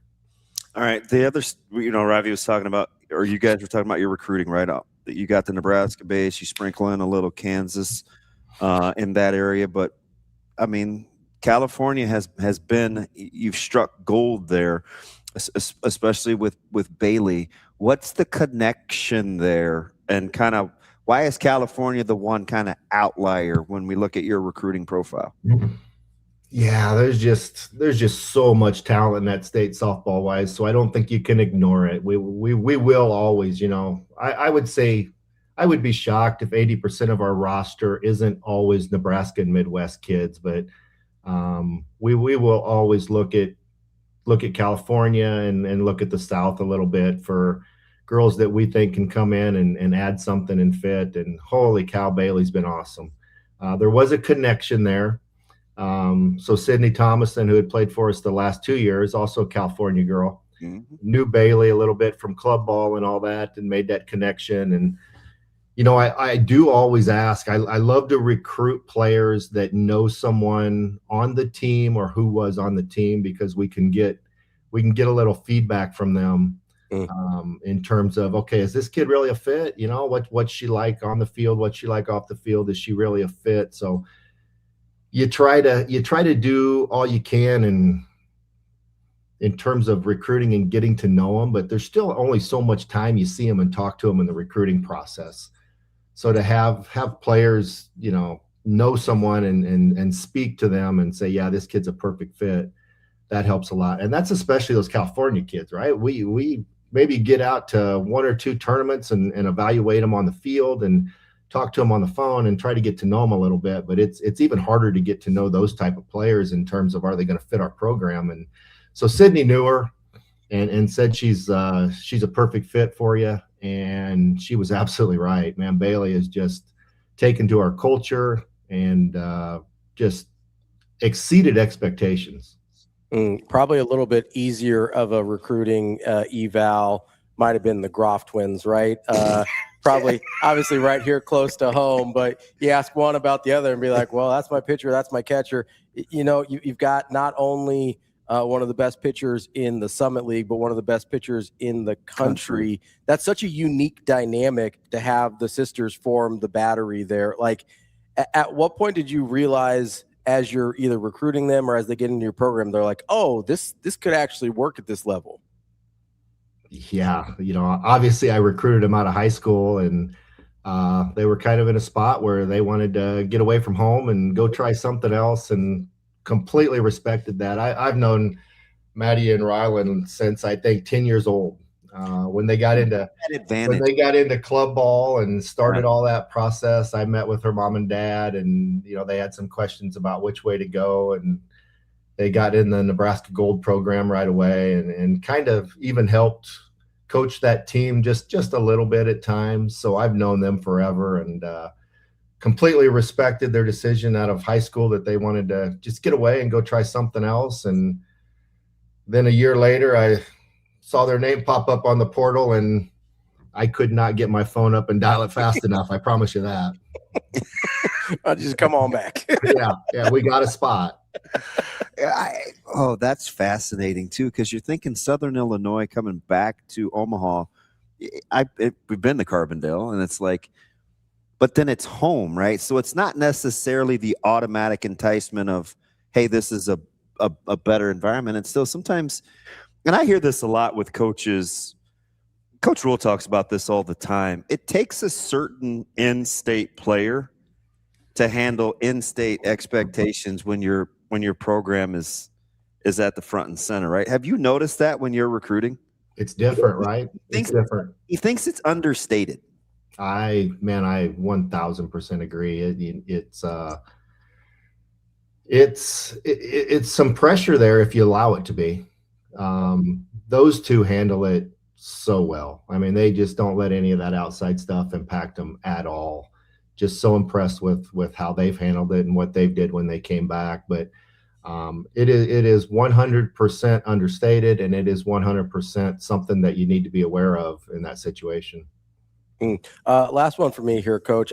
Obviously the result didn't go the way you wanted it to, but just talk about the other night with the atmosphere, with Nebraska coming to town and getting, just like, there has to be sort of a moment there where you're just like, yeah, we got a game to play, but also, like, this is pretty cool. It was unbelievable. The scheduling this year was set up.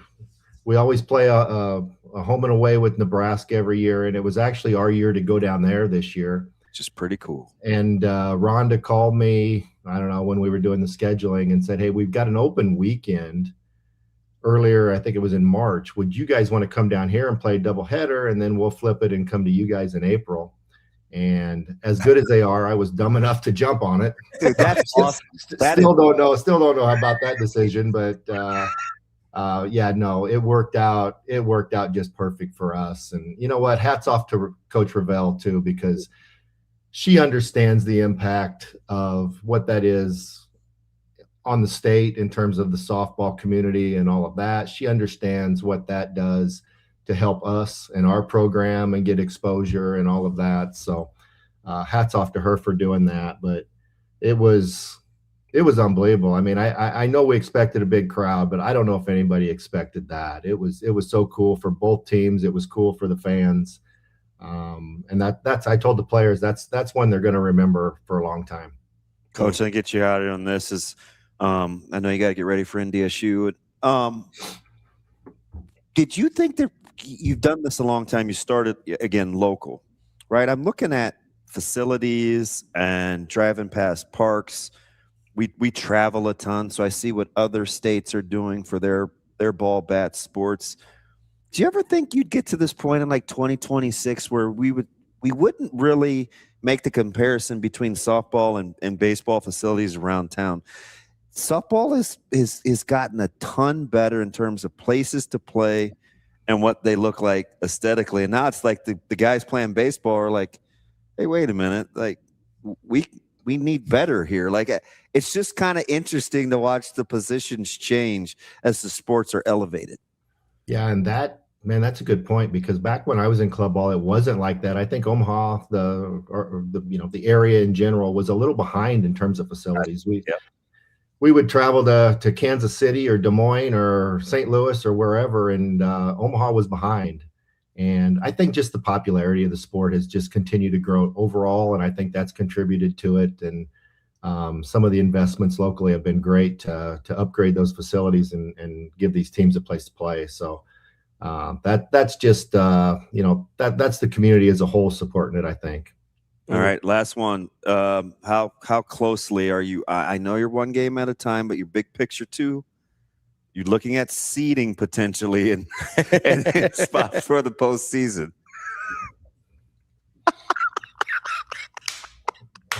Yeah. So we're actually in Grand Forks, not Fargo. So even worse. Yes. All right. Yeah, you got just North Dakota. Just North Dakota. Yeah, just North Dakota. But yeah, you know me. I'm going to say we're going to look at today's game and finish that out. You knew I was going to say that, right? But no, we've did the math. We know. You know what? We're in a position this year, and typically our league's a one bid league, right? You got to go win the Summit tournament if you're going to make the postseason, and we're in a little bit of a position this year where we're actually keeping an eye on RPI. I think we're on that spot right now where an at-large bid is not impossible for us. So it's a little different in terms of how we're managing things and what we're looking at there. And honestly, I don't like to do it, but I think we're in a spot where we're not just looking at, okay, what do we got to do to finish out this regular season and win that regular season title, but also maybe keep ourselves in a little bit of a position RPI to be considered there. Let's go. Well, enjoy your weekend in North Dakota. When you get back in the office, say hi to my guy Evan Porter when you get back down there. And just another Millard North guy honking for Millard North. That's right. That's right. Yep. So yeah, I appreciate what you guys do. You guys are awesome. I listen every morning when I can, and love what you're bringing to the sports community here. It's great. I appreciate you, Coach. Thanks for the time. We appreciate it. Have a good trip. That is Coach Mike Hurd, Omaha softball coach. Terrific conversation there with him. Such a cool dude. I like how they built it. Oh yeah, and listen, you know me, guy that decides to stick around Omaha is going to be all right with me. And it's not like it doesn't matter the level. You still need the same things: commitment, being on the same page. And the thing I love the most is like this. The consistency in the message, common language builds accountability. That's why I asked him about the saying no to super talented guys thing, because I know that's going to stick in your craw, isn't it? I know he learned it at NAIA. I know he did. Because if you don't learn it at NAIA, you're not moving up. I guarantee you that. Yeah. Like that is 100% accurate. But it applies to all levels. He's fantastic, right? Like, and I do want to talk about that applying to other levels and other sports here in a minute. But let's take a quick break. That's DB. I'm Ravi Lulla. It's Hurrdat Sports Live. It's time to shift into spring at Edwards Chevrolet. Lease the 2026 Chevy Trax LT for just $319 a month, $0 down with your first payment due at signing, or save $2,500 off MSRP. Spring on these deals before they're gone. Drive away with more this April. Or lease the 2026 Chevy Silverado RST for just $579 a month. $0 down with your first payment due at signing. Or save $9,000 off MSRP. Get to Edwards Chevrolet today. Together, let's drive.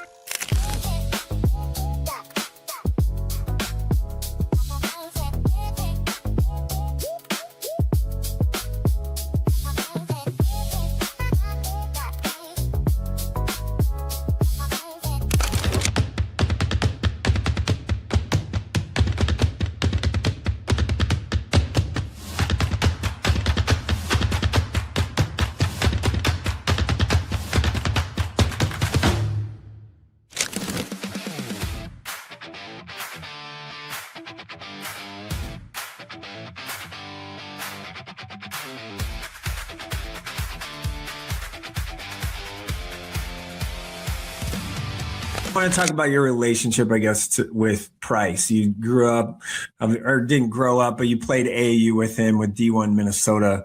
How much has he reached out to you throughout this process, and how much did he try and get you to Lincoln? Yeah, right before I went on the visit to Lincoln, he just reached out and was, just, hey, hope things are going good. If you have any questions, feel free to reach out. And then he was kind of like with me throughout the whole visit, to be honest. My dad and I got in. He had dinner with us. And then, throughout the day, we saw him throughout the facility. He kind of showed us around his apartment. And then he was at dinner that night as well. And then he showed me around Lincoln a little bit, just kind of around campus. So he was definitely a big part of it. He was been awesome, helpful, answering questions. We asked him a lot about, what the team's like, dynamic, how things work. And he was awesome in helping with that. So, yeah, he definitely played a part for sure.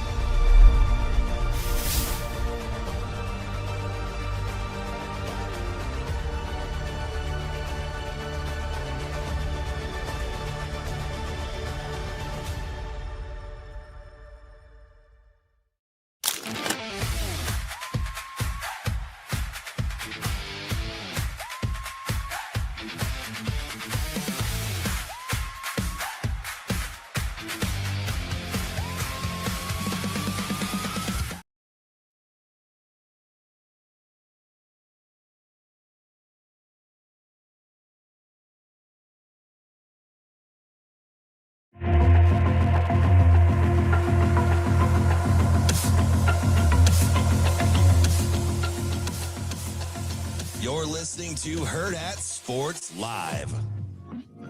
Welcome back, Hurrdat Sports Live. That's DBM Ravi Lulla here at Hurrdat Sports HQ. Reminding you, give our friends over at Next Gen Male Medical a call. I saw that. Were they calling you during the show? Yeah. Give them a call, 402-614-97. Well, I had my labs yesterday, so that's may not be that funny. Oh, well, I hope it's okay. You feel all right?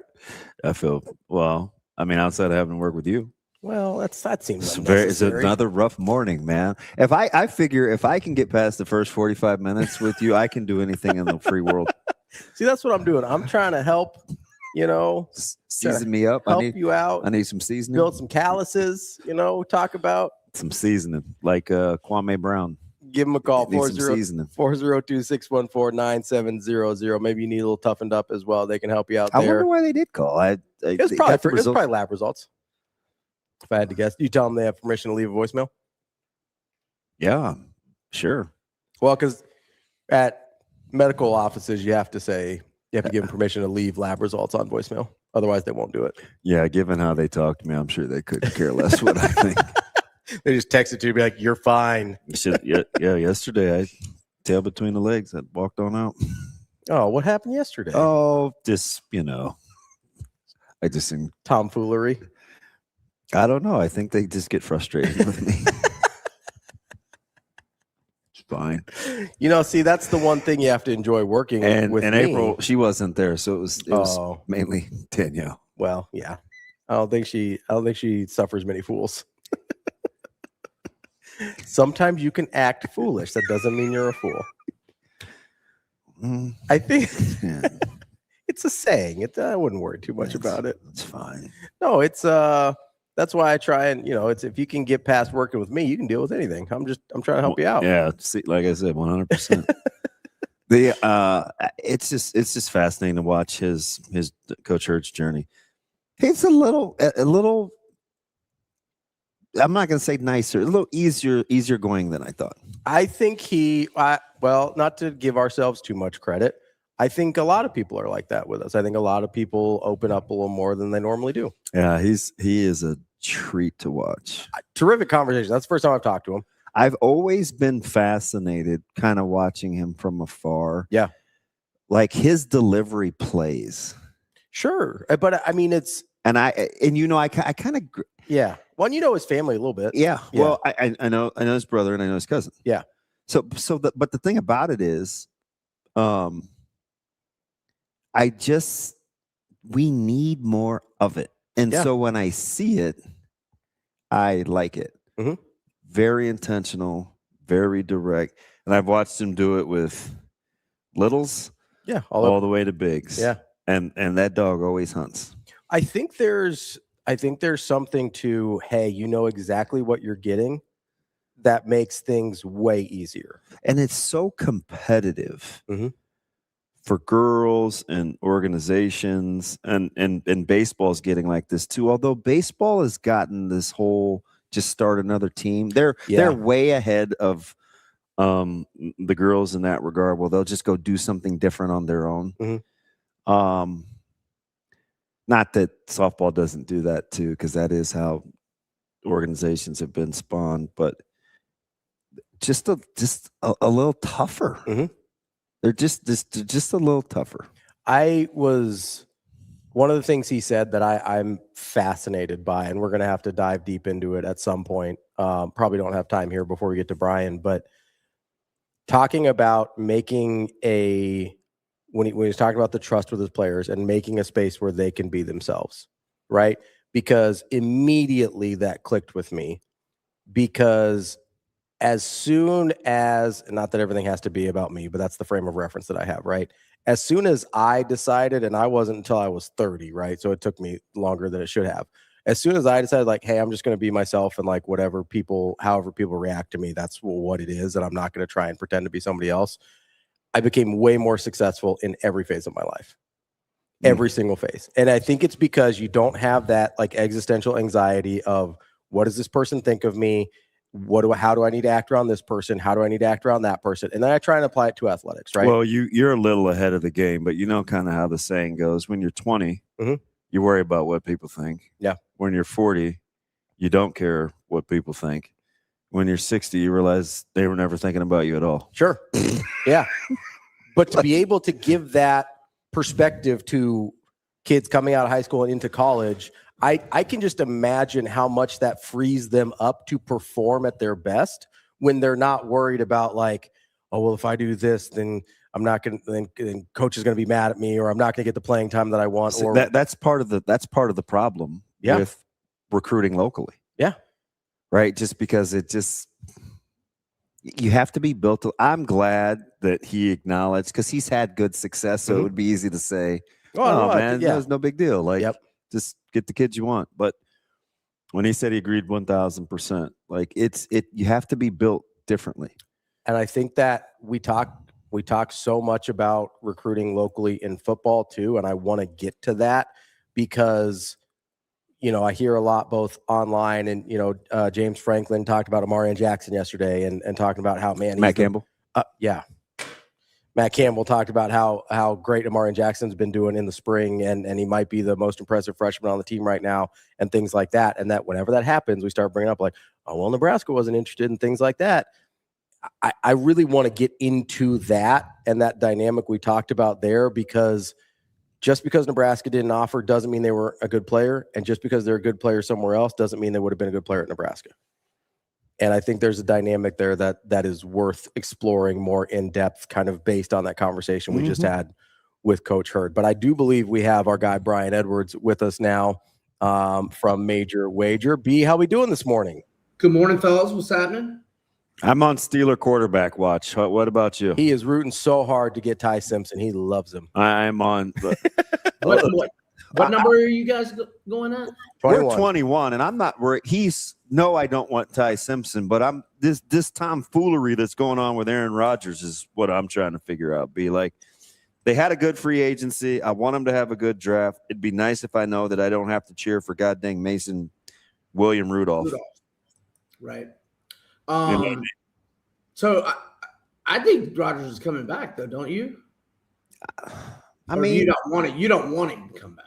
I feel bad saying I hope so, because I don't want to come across as desperate, but I hope so.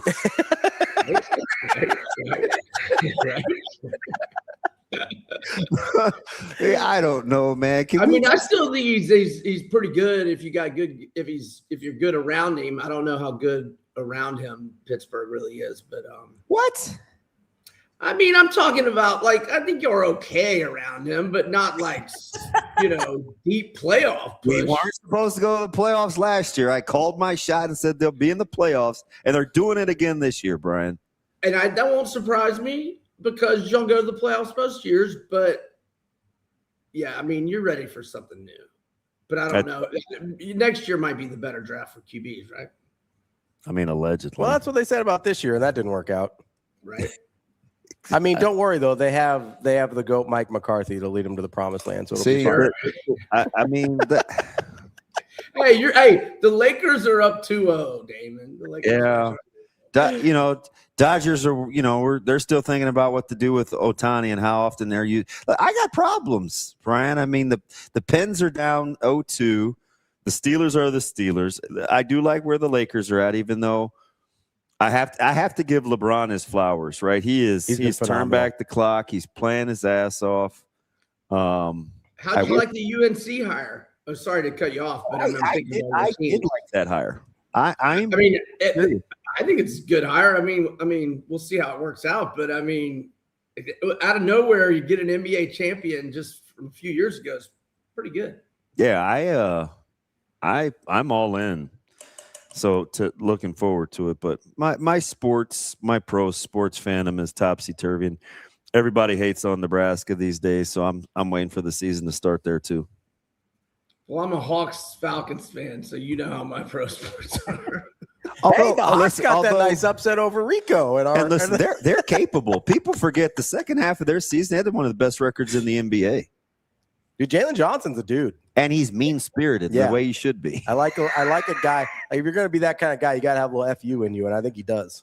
He does. And CJ McCollum was enjoying the bad guy role at MSG the other night as well. Well, sorry, defensive-minded Brunson can't guard everybody. Yeah, that guy sucks defensively. What's wild, B, is CJ McCollum was just like a toss-in, like to take Trey Young off your hands. Yeah. And they're just like, well, we got to make salaries match. Here's CJ McCollum. How did no other team be like, oh, hey, this guy's like pretty good still. He's just in this wasteland of Washington, and the Hawks just get him as like a toss-in to make salaries work? And he's playing his rear end off. And speaking of, as we transition to my NBA picks, I like CJ McCollum's player prop tonight over 19.5 points, much the way Damon just described it. I mean, Quinn Snyder is just running McCollum into pick and rolls off the dribble until they get a switch with Brunson, and that's when McCollum takes him to the hoop and gets to the rim or gets to his sweet spot and shoots the jumper over the smaller dude. And so McCollum had 26 and 32 in the first two games. And in the last regular season game he played before all the starters skipped the finale, he scored 29 in that one, and he scored at least 21 in 10 of Atlanta's last 17.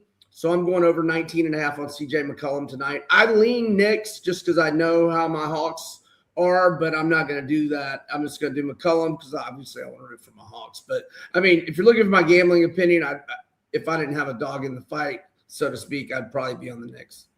CJ McCollum scored 19 or more points in a game in 13 consecutive NBA seasons and has shot over 45% from the field in 11 of those. And nobody was just like, hey, maybe we should give this a shot.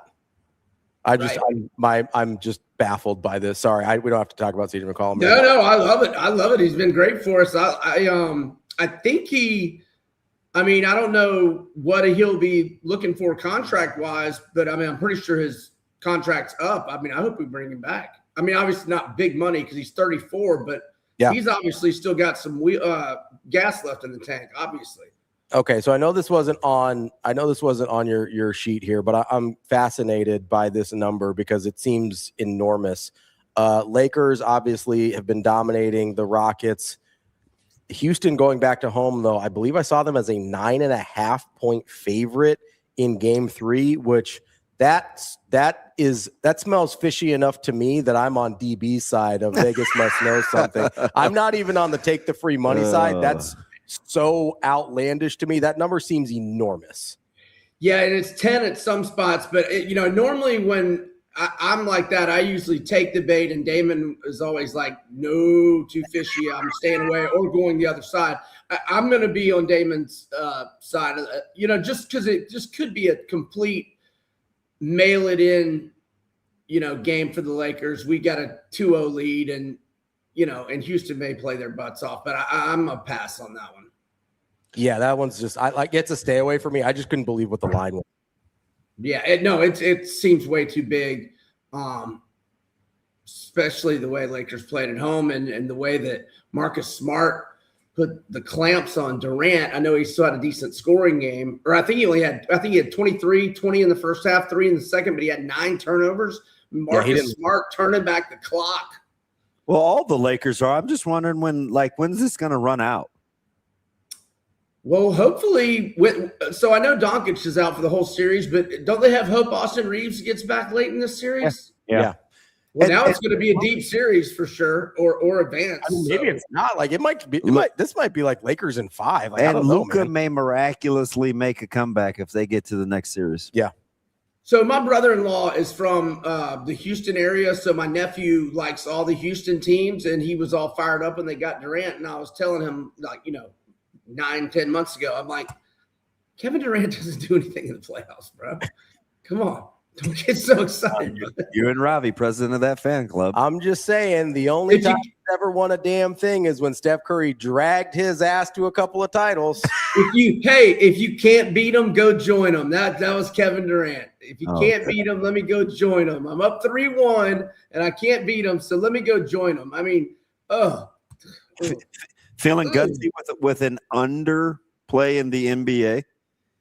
I did one last night and it won. I had the Pistons Magic under. Yeah, I'm not much of an under player, but maybe in the playoffs a little bit. So I'm going under on the Hawks and the Knicks tonight. So it's cashed in 4 straight head-to-head meetings. And all of those were under this number, 210, 213, 215, and 213.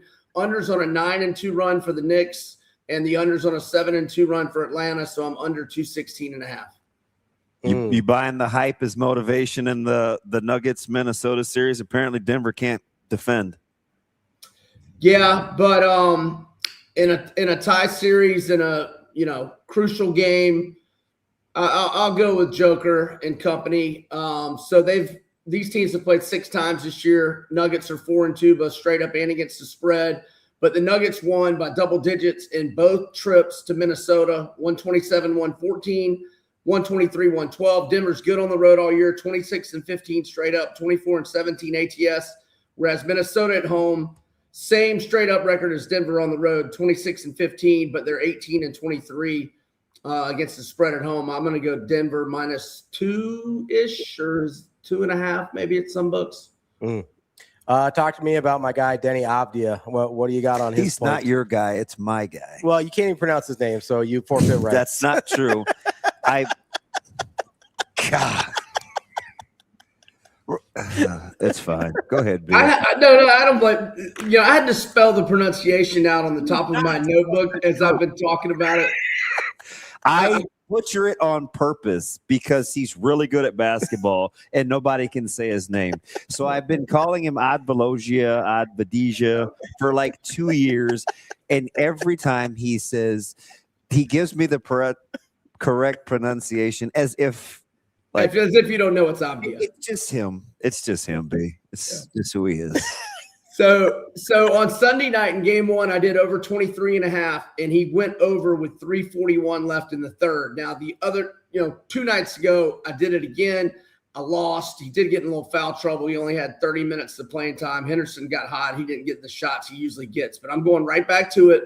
So he has scored at least 25. He had scored at least 25 in 8 games in a row until the other night. So it's 8 of 9 now. But in the 5 head-to-head meetings with the Spurs, or the 4 before he only scored 14 2 nights ago, he had 29, 37, 29, and 30. And, I'm thinking Wemby's going to be out, so that should help. Although he did cardio yesterday, so I guess he's not for sure out, right? Yeah, that's correct. But anyway, Wemby played in game 1 and he scored 30. I like Demi Avdija over 23.5 points tomorrow night. All right, last one, Pistons and Orlando. Obviously, Orlando got the big game 1 win. Pistons figured it out in the second half yesterday. What do you like with the Pistons in Orlando on Saturday? I like Cade Cunningham, and I like the Pistons minus a couple of 2.5. Go ahead. Coming off that game 1, I was like, oh God, he was Superman, and it didn't click. But apparently Bickerstaff's fire and lightning, you're not tough speech motivated him last night. Right. So they looked good last night, and just laying the small number on the road. Detroit's been good on the road all year long.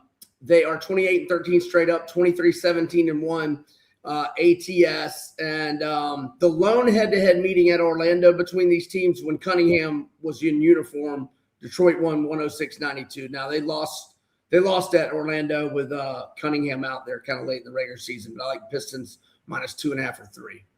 Mm-hmm. That is our guy, Brian Edwards. B, appreciate the time as always. Good stuff. And you keep riding our guy, Denny. Don't worry about the hater DB over here.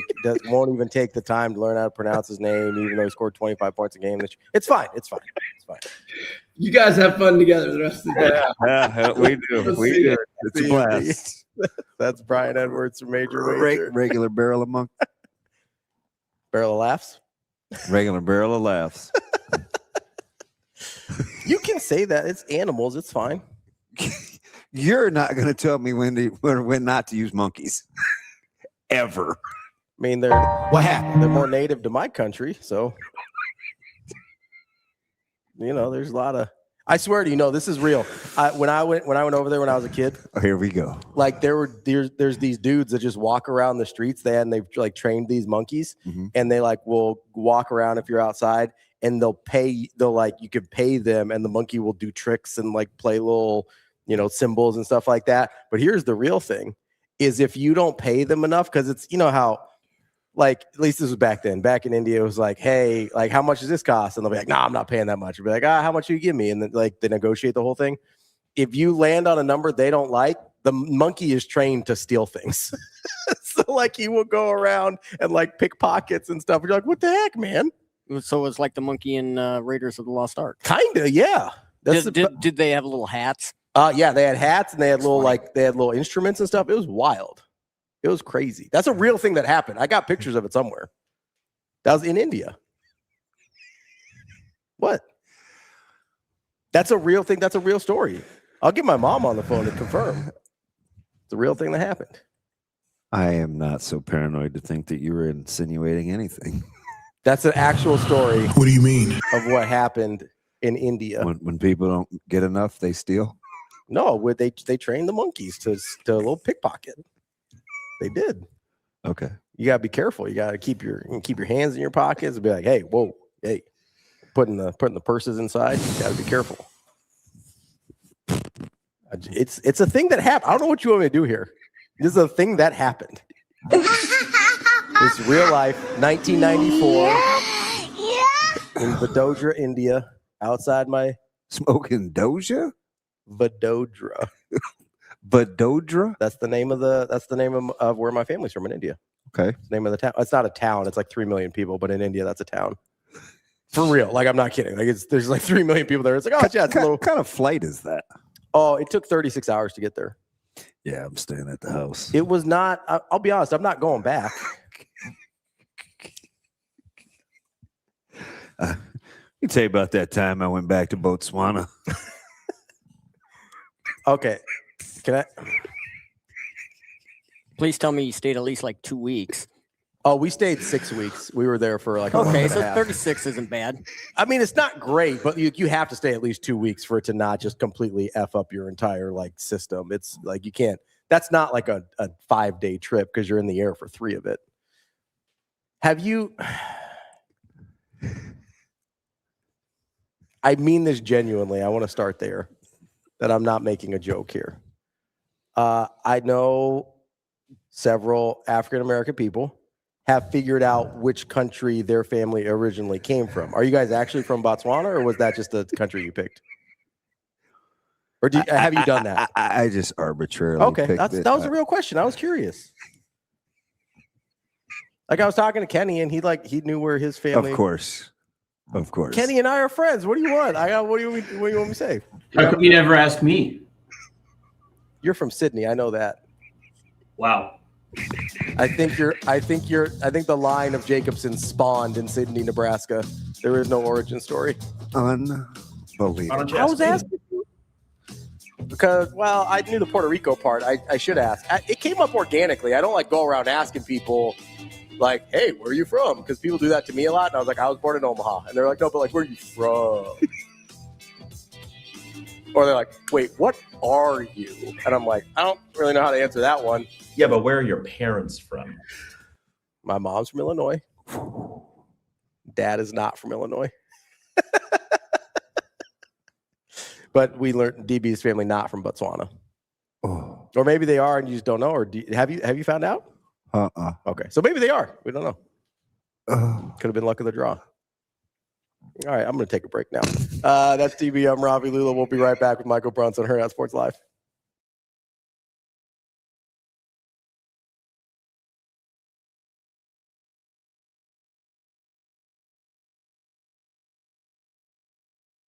It's the declaration of deals at Edwards Jeep and Ram Village Point in Council Bluffs. Lease the 2026 Ram 1500 Bighorn 4x4. Returning lessees just $389 a month. Non-returning $449 a month. 0 down. Shift into spraying with deals this good. Only at Edwards Jeep and Ram. Or lease the 2026 Jeep Wrangler Unlimited Sport S 4x4. 0 down. Returning lessees just $319 a month. Non-returning $369 a month. Don't wait. Declaration of deals won't last. Get to Edwards Jeep and Ram at Village Point in Council Bluffs today.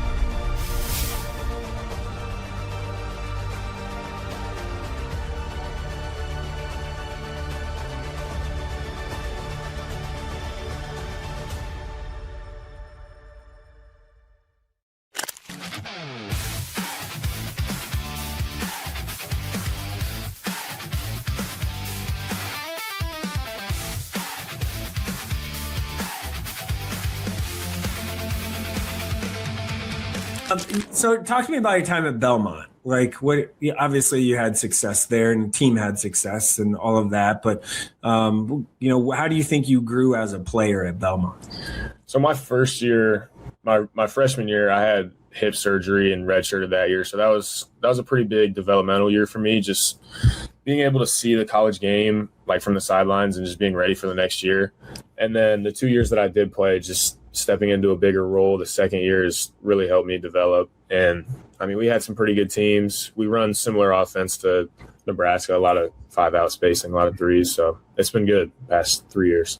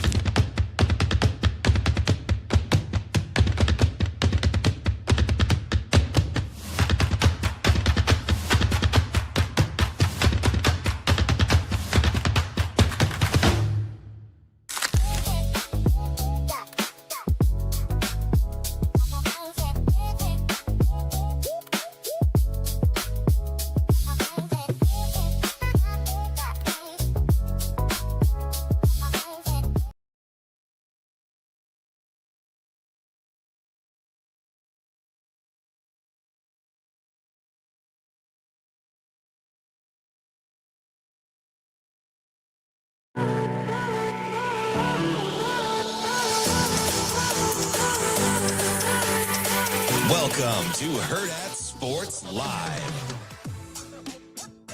Welcome back. Hurrdat Sports Live, presented by Next Gen Mayo Medical. That's CB. I'm Ravi. Lulla here at Hurrdat Sports HQ. What's up, BB? How we doing? Not a damn thing. We'll talk to Michael Bruntz here in just a minute. So inappropriate. What are you talking about? This just bad guys. What do you mean? It's a lot of bad guys. Oh, now you can tell who the bad guys are.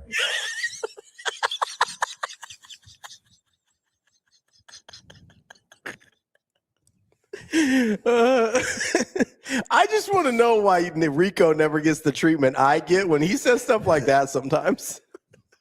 I don't know. It's fine.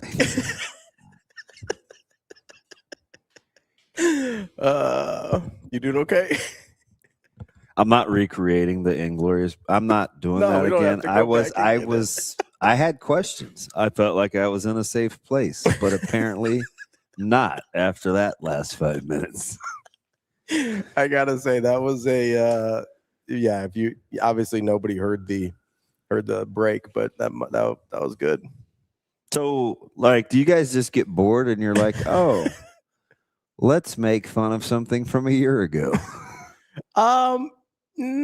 Yeah, it's not you specific though. If that helps you, if that makes you feel any better, because when you leave, we do this to each other. A-Train, I made a mistake last year of asking a question of who the bad guys were in Inglorious Bastards, and I'm a sarcastic a-hole.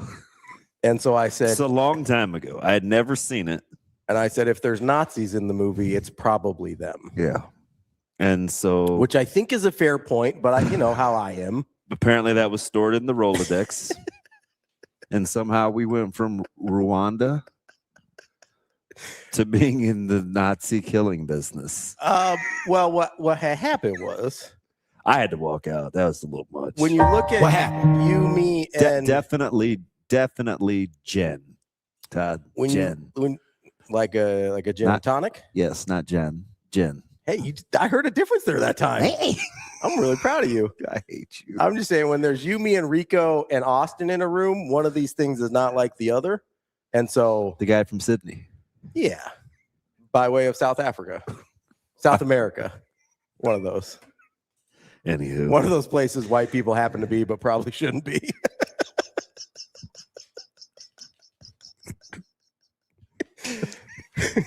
Am I wrong? There's white people in South Africa that says something about something. There's white people in South America that says something about something. It just says different things. Like 1940 something. What's that C word? Get to the chopper! Culture? Colonization. Oh, yeah, that too.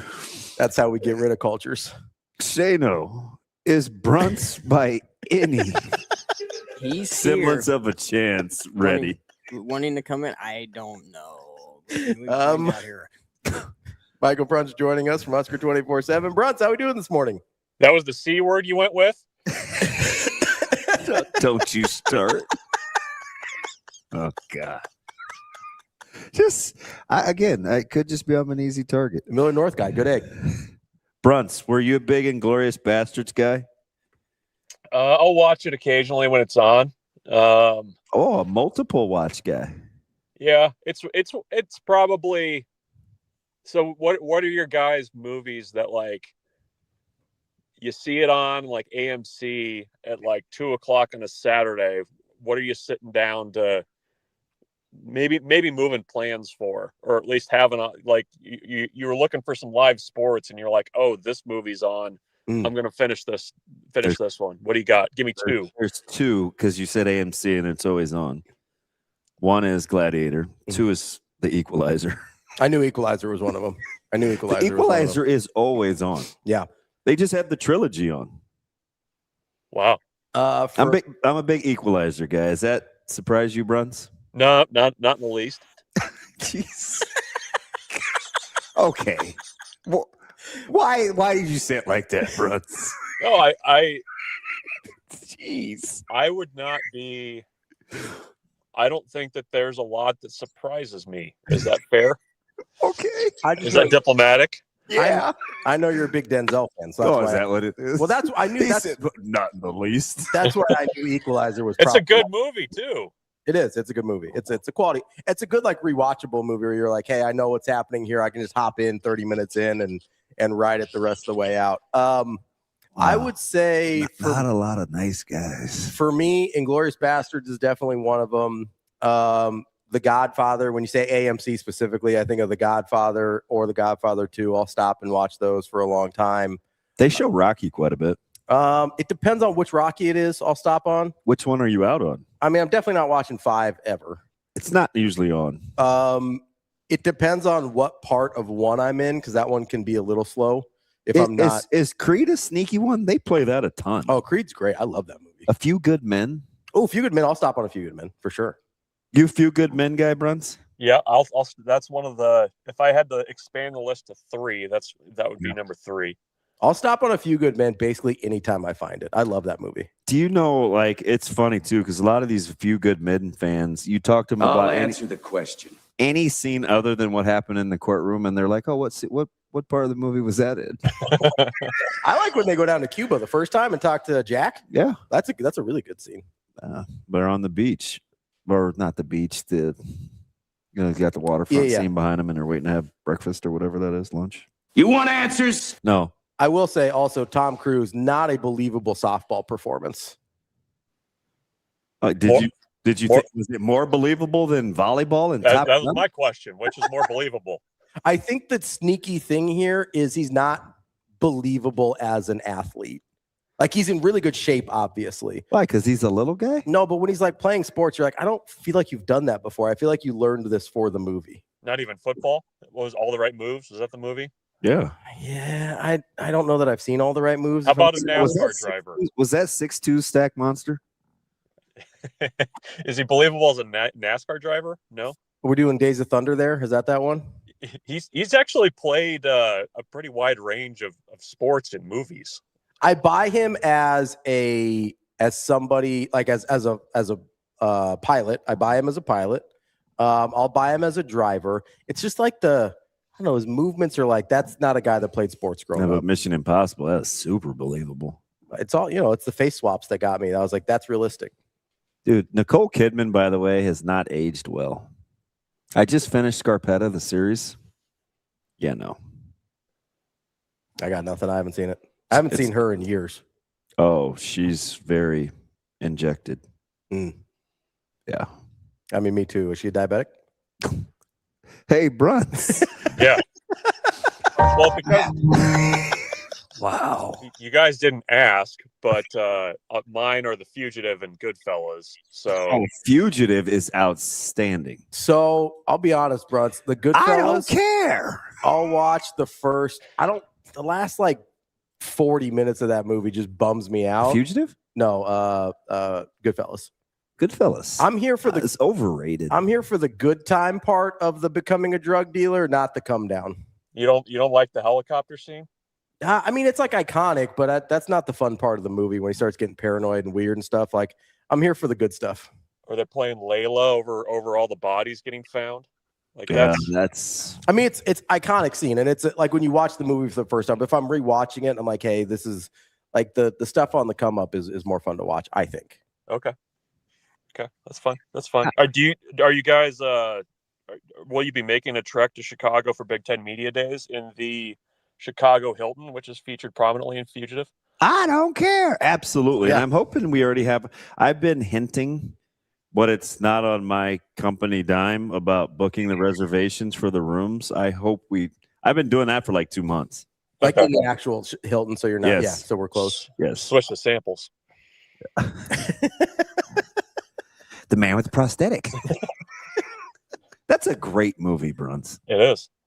Apparently, I learned this. So they had one. This is what we're like 15 minutes into this. I'm sorry, but they apparently the train scene. They got one shot at it, right? Because this is pre computers and everything. Mm-hmm. You can somewhere in the wilderness, the stuff's still all out there. Like they didn't actually like clean it up. Oh, really? Really? Yeah, that's what I understand. Huh. That's the scene with the janitor from Scrubs, right? Yeah. I've never seen Scrubs. I think it is. Yeah. Except for TLC. Hey, Bruntz, what's in the water with Kansas? That's a big question, Damon. You mean baseball? Wow, you've been around Ravi too long. Yes. Yes, Mike. But is that funny? Another Mustang blast. I thought it was funny. Of course you did.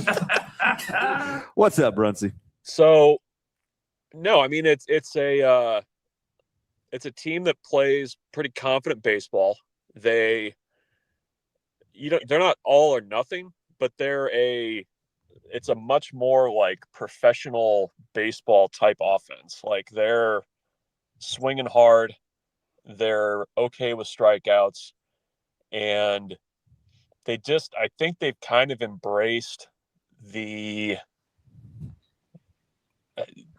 just don't really care about, they're fine with talking a little bit and chirping. And I think that comes from winning. I think it's also, just how they are. I mean, if you look at their roster, and I encourage you to do so, and it was more so this way last year, but it's guys from like JUCOs that like are not usually like on the beaten path of the junior college baseball circuit. Mm. And guys who were, D3 transfers, and guys that were, coming up from like, small schools in Minnesota. And so I think, you get enough of those guys on your roster too, and it kind of affects the way you play. Like I think guys play a little bit harder when they've kind of had to come up that way. I think that's part of why Nebraska plays the way that they do, because they've got a lot of JUCO in the DNA. Mm. But yeah, I mean they're a good club. I mean they can pitch it. Certainly that offense will travel, and Nebraska played two really good college baseball games against a team that's also in the hunt to host. So yeah, I mean it was a good series for sure. And when you lose and you go up or you get a better RPI, that's probably and I hated Ravi for saying it, but I hate him for most things. He was trying to talk me off I was one of those guys that came in mad the next morning. And he's like, well, it's not like it was a bad loss. And, I just cringe as a guy that needs to win everything. So I was pretty salty about that. Yeah, no, that's fair. It wasn't a bad loss. I mean, from a metrics point of view, from a competitive point of view, that's probably one that Nebraska wanted in a pretty bad way. But no, I mean, they bumped up a spot. in the RPI, even with the loss. They would have moved up more with the win. But Nebraska's resume right now, I mean, there's not a lot of bad there. Like they've got the quad one wins, especially relative to, other teams that are kind of in the region, because they're, the quad one games are just hard to get, but that looks good. Actually, the teams that Nebraska's lost to are playing decent baseball right now. I mean, Oregon beat Oregon State last night. Like, I think they're going to keep playing good baseball. I'm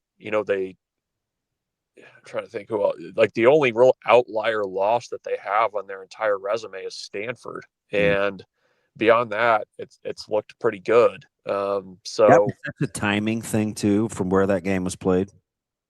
Yeah, I mean that was part of it, and also like, I mean, Stanford had a good day. Like that's the other thing about it. I mean, they can hit, and they just had Nebraska's number that day on the back end of a long weekend. So it looks pretty good metric wise for Nebraska right now. I mean, the rest of the way you don't have RPI bombs on there. Like, you're not playing like a 200 RPI team the rest of the way, which is good. But, everybody's going to be between. They're like 80 and 100 basically, right? 70 and 100. And, three out of the 4 are on the road, which kind of helps a little bit with the wins, because you get a little bit more credit for that. So they're not in a bad spot. I mean, I think that the unfortunate part of the KU game was that was one that Nebraska, I think, kind of wanted to get them back for giving them the home loss earlier in the season. How much of that do you think, obviously it would have been a good win, but how much of that do you think was sort of the way the first one went down? Like, it was a little chippy the first time, it was a little chippy the second time. Like, it seemed like there's a little bit of genuine animosity there. Yeah, I mean, there's a little bit of animosity there. I think, it's also, I mean, you got to remember, like, it's a top 25 matchup. Like, it gets that way. Like, you go in the SEC or the ACC. I mean, that's a weekend. That's how they are on the weekends there. And I think sometimes being in the Big Ten and having these occasional series against, Penn State comes in, there's not much chippiness to it. It doesn't have that extra juice. And then you play, a top 25 game like that, and it tends to run a little hot. I mean, even Nebraska basically played like 2 weeks of games that were that way. I mean, Oregon was that way in part because it was a big series, and the game against the games against Kansas were really important games in terms of regional stuff. It's a team you recruit against. So yeah, I mean, there was stuff within the game that made it run a little hotter, but I think that's also just kind of what you sign up for when you're playing those types of midweek series is you're going to have games that are just going to have a little extra juice to them. Bruntz, what do you get is the feel for a team if they are in the back of their minds thinking host, and it gets away, because you're human, right? You're thinking, all right, what do we have to do to host? Mm-hmm. You got to be geared towards sweeps. Now you go to Champaign. Is that a different sort of pressure, or do you think it fits with how this team attacks the games anyway? Well, I mean, the last 4 series, you're going to be the hunted now. Like you have been, but I mean, you're going to be playing 4 teams that are kind of, a little bit down in the standings. Some of the teams are playing to get into the Big Ten tournament. Some of the teams are playing for a better seed in the Big Ten tournament. One of them's a rivalry series, whether, you buy into it in baseball or not, against Iowa. So, it's a little bit of a shift where, you're going to have to kind of bring your own energy a little bit. I think Nebraska is that way. Like, I don't think that they're, I would say more times than not, they're a team. They're not going to be a team that's going to come out and be flat. Like they've shown that they've, been willing to stand in there and trade punches right away with teams. But it is a little bit of a different mindset as you're getting further into, late April and early May and talking about the host conversation, because everything is right there in front of them if they want it. I think the one thing that does work in their favor a little bit is you've got 15 to 20 guys that have been through this type of baseball in May before. I mean, they were, a big group of guys are part of the team last year that went on the run that they did. A big group of guys that were part of the team the year before that won it in a very different way. So, it should be a veteran group that understands how you kind of have to play this time of year. And, to this point, the one thing that they've done is they've kind of played baseball the way you have to win these types of series late in the season. They've pitched relatively well. They play exceptional defense. And, those are the things that you really have to do this time of year. I have defensively, I think it's been pretty impressive. You know what? They had to do some retooling. You didn't even really know who was going to start the season at second base. You've kind of had the makeshift beginning of the outfield. You've now kind of settled into it. I think defensively what they've been able to do is grossly underappreciated. I mean, they're top 50 in all three categories in terms of pitching, picking it, and hitting, and that's rare company. Yeah, if you have it in front of you, I mean, they were a top 15 defensive team a couple of weeks ago. And interestingly, even when the few times they've had multi-error games this year, they've actually won those games. I think they're I think they've had 5. I think they've won 4 of them. So it's not like they're like catastrophic type things, but no, I mean, I think they've, they had to shuffle things a little bit. I mean, I think Moyer being able to play center and rather than having to put Nunez out there as a converted infielder, I think that helped. Jet Buck, Bother Grigo. Yeah, I mean, jeez. You got Jet Buck, who was recruited as a shortstop. Dylan Carey comes back and he moves to second base, and then they like Rhett Stokes bat in the lineup. So then Buck's able to move out to left. He's played well out there. I mean, it really has kind of come together pretty well. And Dylan Carey is kind of the guy that holds all that together, though. I mean, as good as he's been at the plate this year, he's, turned some really tough double plays. He's played really good defense. And, he's kind of the guy that makes all that go. But yeah, the defense has been a huge kind of piece of everything this year. I mean, they've really done a nice job there. Bruntz, did you by any chance first of all, did you hear Coach Rhule's interview at all?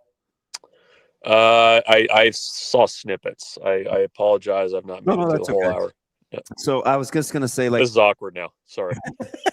No. Listen, I mean, you got kids, you have a regular job, trying to be a good hubby. Ravi had a very Ravi-esque rant the next day over.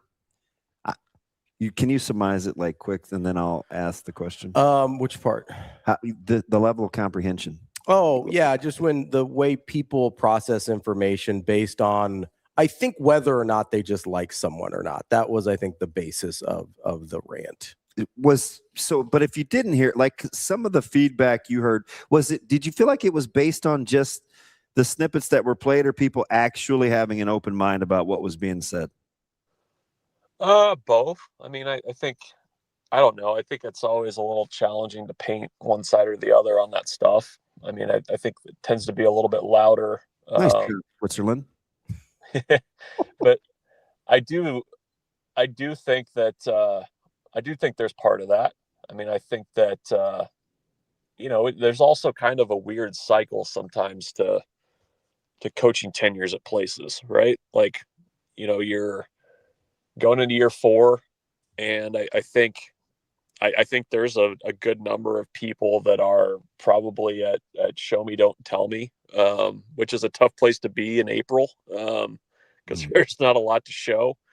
And, I think also, there's a place for a pretty substantive discussion about, the changes right now in college sports and how that's affected Nebraska and how they've tried to adjust to things. I did see that piece of it. I saw that clip about the NIL and everything. And I don't know. I mean, it's kind of an interesting off season. It's been a long off season so far. It's going to be longer. And, I just don't know. I think in a lot of ways, you're just kind of at this stuck point because there's no games for several months. And I think a lot of people are wanting to just see it, and I think that's probably the best way to put it. And I do think your reactions to things are colored by, what you feel about the person, right or wrong. I mean, I don't think that's a Matt Rhule thing either. I mean, we've been through enough coaching staffs at Nebraska that happens, where you kind of get to that point. So I don't know. I sometimes get challenged, I think, to say that the fan base is feeling one way or the other, because I think it's fairly split right now. I agree that it's not a broad brush you can paint with, but it does seem, like you said, as it being split, it does seem like there's people are starting to draw lines in the sand a little bit and being like, well, I'm on this side of, like, if he doesn't win X amount of games, then I think it's I guess the part that I'm really struggling with here, Bruntz, if I'm being honest, is it seems like people who have decided to feel a certain way will ignore factual things in order to continue feeling that way. That's not a Nebraska football problem. No, I know for sure. No, 100% correct there. But it's like, I don't understand how to talk to someone that can't say, like, yes, I would have liked to have won more last year, and it looked like they were in a position to do so. But also, Nebraska hasn't finished over 500 in consecutive years in over a decade. Like, both of those things are true. And if somebody can't acknowledge that that's progress, even if it's not as much progress as we wanted, I don't know where to start that conversation. You know what I mean? Yeah. No, it's a tough spot. I don't know what to tell you. I mean, I get it. Like, I understand your point. Bruntsy. I don't know. I don't know what advice to give you, Ravi. It is an interesting conversation to have, because, yeah, I mean, you've gotten to consecutive bowl games. You were 6-2 with the lead against USC before you lost your starting quarterback. There's also been missed opportunities to kind of make that next step. Oh yeah, Minnesota's a great example that Coach Rhule brought up, by the way. Yeah. I mean, you even go back. I mean, you go back to previous years too. I mean, I don't know if it's fair to do that, but I mean, you go to Michigan State with a interim head coach. You don't get the job done there. Where you might have been to a bowl game there too. So I don't know. I mean, it's probably should have beat Iowa in year two. Like, they were in position to beat Iowa in year two. Maryland at home. Yeah. There's plenty of opportunities for sure. So I don't know. I don't know. I get it though. I mean, it's very, like I said, I mean, it feels like you're kind of getting to the point again where you're kind of getting the camps a little bit. Everybody's putting the tents up. They're starting to get the wood around the fire. And, if unfortunately there's not, or maybe fortunately there's not, some puns that you can make about, if you're a bow lever or a bow lever. Mm-hmm. So I don't know. It's just, like I said, it's tough because, there has been progress, and there was a lot of heavy lifting that needed to be done at the start of this thing. And, now you're at the point where you need to start to see it a little bit, and you're up against a pretty tough schedule this year. Hey, Bruntz, what about, can I change gears here just for a quick second? Sure. What are we doing with Josh Naylor? Have you officially adopted him? And is this a better start than you thought? Yeah. I mean, a lot better start than I expected. Here's the thing with Naylor I thought was kind of interesting. what do you guys make of the antics on second base when he's out there? You see fun. that? Well, that's kind of, it's been a thing. You know what I mean? Like he was like trying to get a plane into the, like, it looked like he was trying to like bring a plane in, like land a plane the other night. Air traffic controller. Yeah, like in another era, a pitcher might have just like turned around and thrown the ball at him or hit him. Like, it's interesting to me that like that's where we're at, that you're allowed to do that. But that's an interesting distinction because he's on your team, and I get it. There's guys that, I mean, I had to cheer for Manny Machado for a year. That was fun. But that's a weird thing to pick out. That's just not very Bruntzian, is it? Wait, you're talking Naylor like for the Mariners? I'm talking, yeah. Okay, yeah. I mean, I think, I don't know. I felt like that was. Did you want your guys to do that? Is that what you're saying? You wanted your guys to nail him? Yeah, I mean, I think it's give it off second and hum one at him. Yeah, turn around, disengage, and just go with the hard pick, back pick him, and you gotta do something in that situation. Like I have a couple friends who are Mariners fans, and I texted them. I was like, "Does he do this all the time? Like, what are we doing?" Yeah. Although I think you go back to kind of his Cleveland days too. Yeah. I mean, and it's not like he may just be happy. He just may be celebrating because they can't get much up from Raleigh. Yeah, that's true. Yeah, but I mean, 13-12, you got to feel pretty good about that, don't you? Mm-hmm.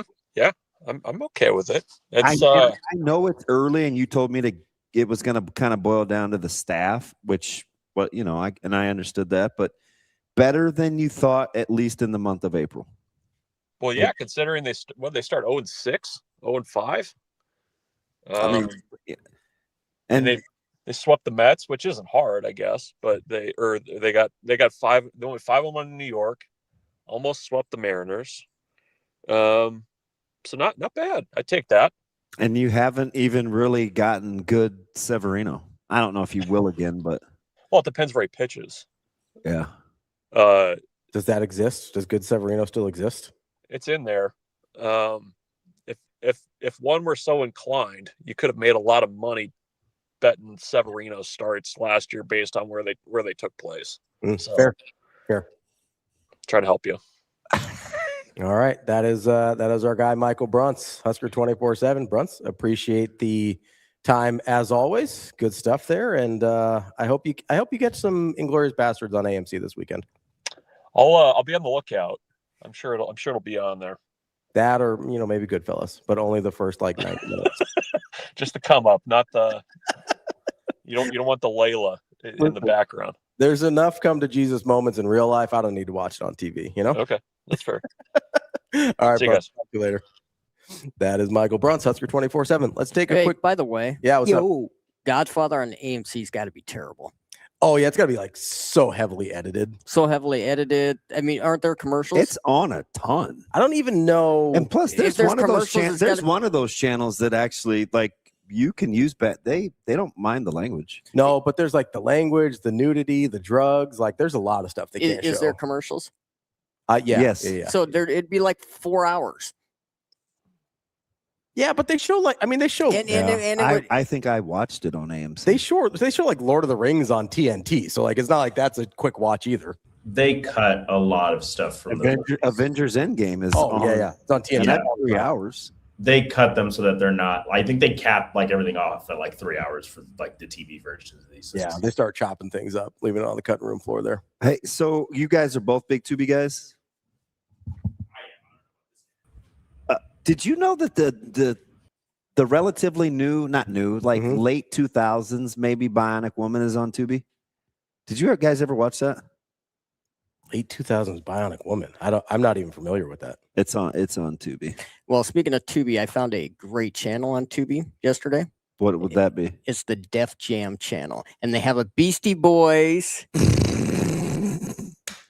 biography on there. Well, that is locked in as the number one thing I'm going to watch. Let's go ahead and take a break. This man said Def Jam Channel and immediately said Beastie Boys. Yeah, Def Jam Channel. Where are the white guys? There's Method Man's on there. I'm a big 2 meth Chainz guy. on there. You're big what? I'm a big Method Man guy. Oh, okay.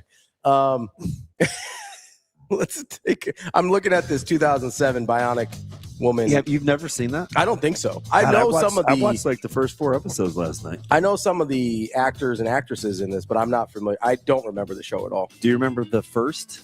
It came out right after the $6 Million Man. I'm familiar with it. I didn't watch it. It was. I think it was a little before my time.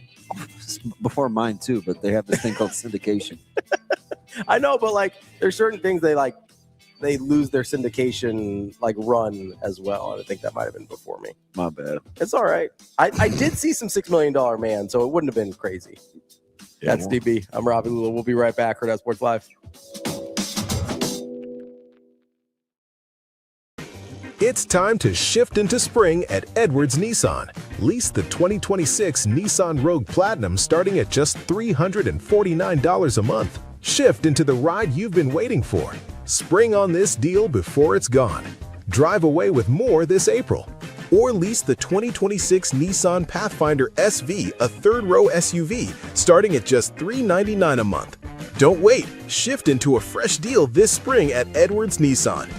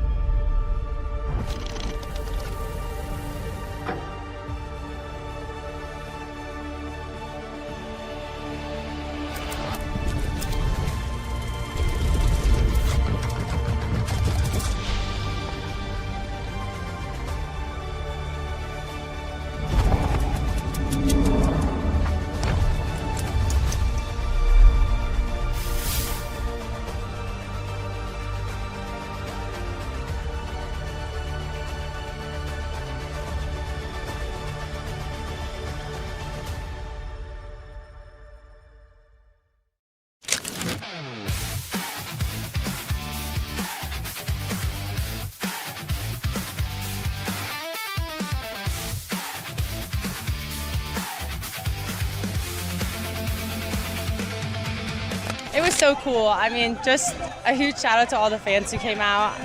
In-state rivals are just awesome, and it was just awesome to see everyone here, all the little girls having so much fun. Yeah, I honestly had no idea that I was going in to pitch. They told me right before the outs were made that last inning, and I was just going out there just attacking the hitters, just trying to fill up the strike zone and let my defense work. They were great behind me. Yeah, I mean, I know I don't do it a lot, but anytime I get to do it, I still love it. It's awesome. I have a lot of fun doing it, but yeah, just trying to keep it light and just fill the strike zone up and not make it more than it is.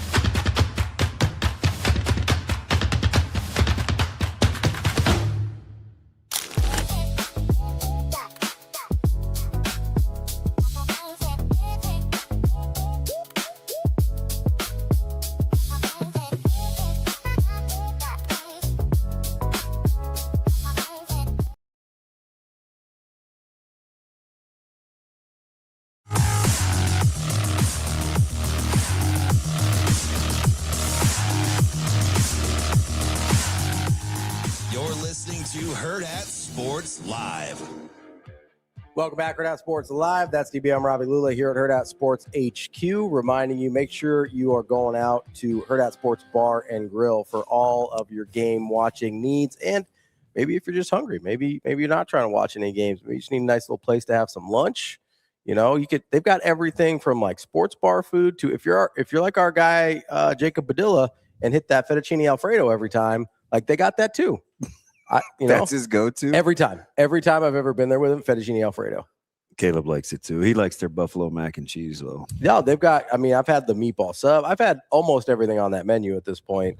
Terrific food, love it. Great place to eat. Great place to watch games. Make sure you go check out Hurrdat Sports Bar and Grill, or go back if you've been there before. Hey, we need to go back.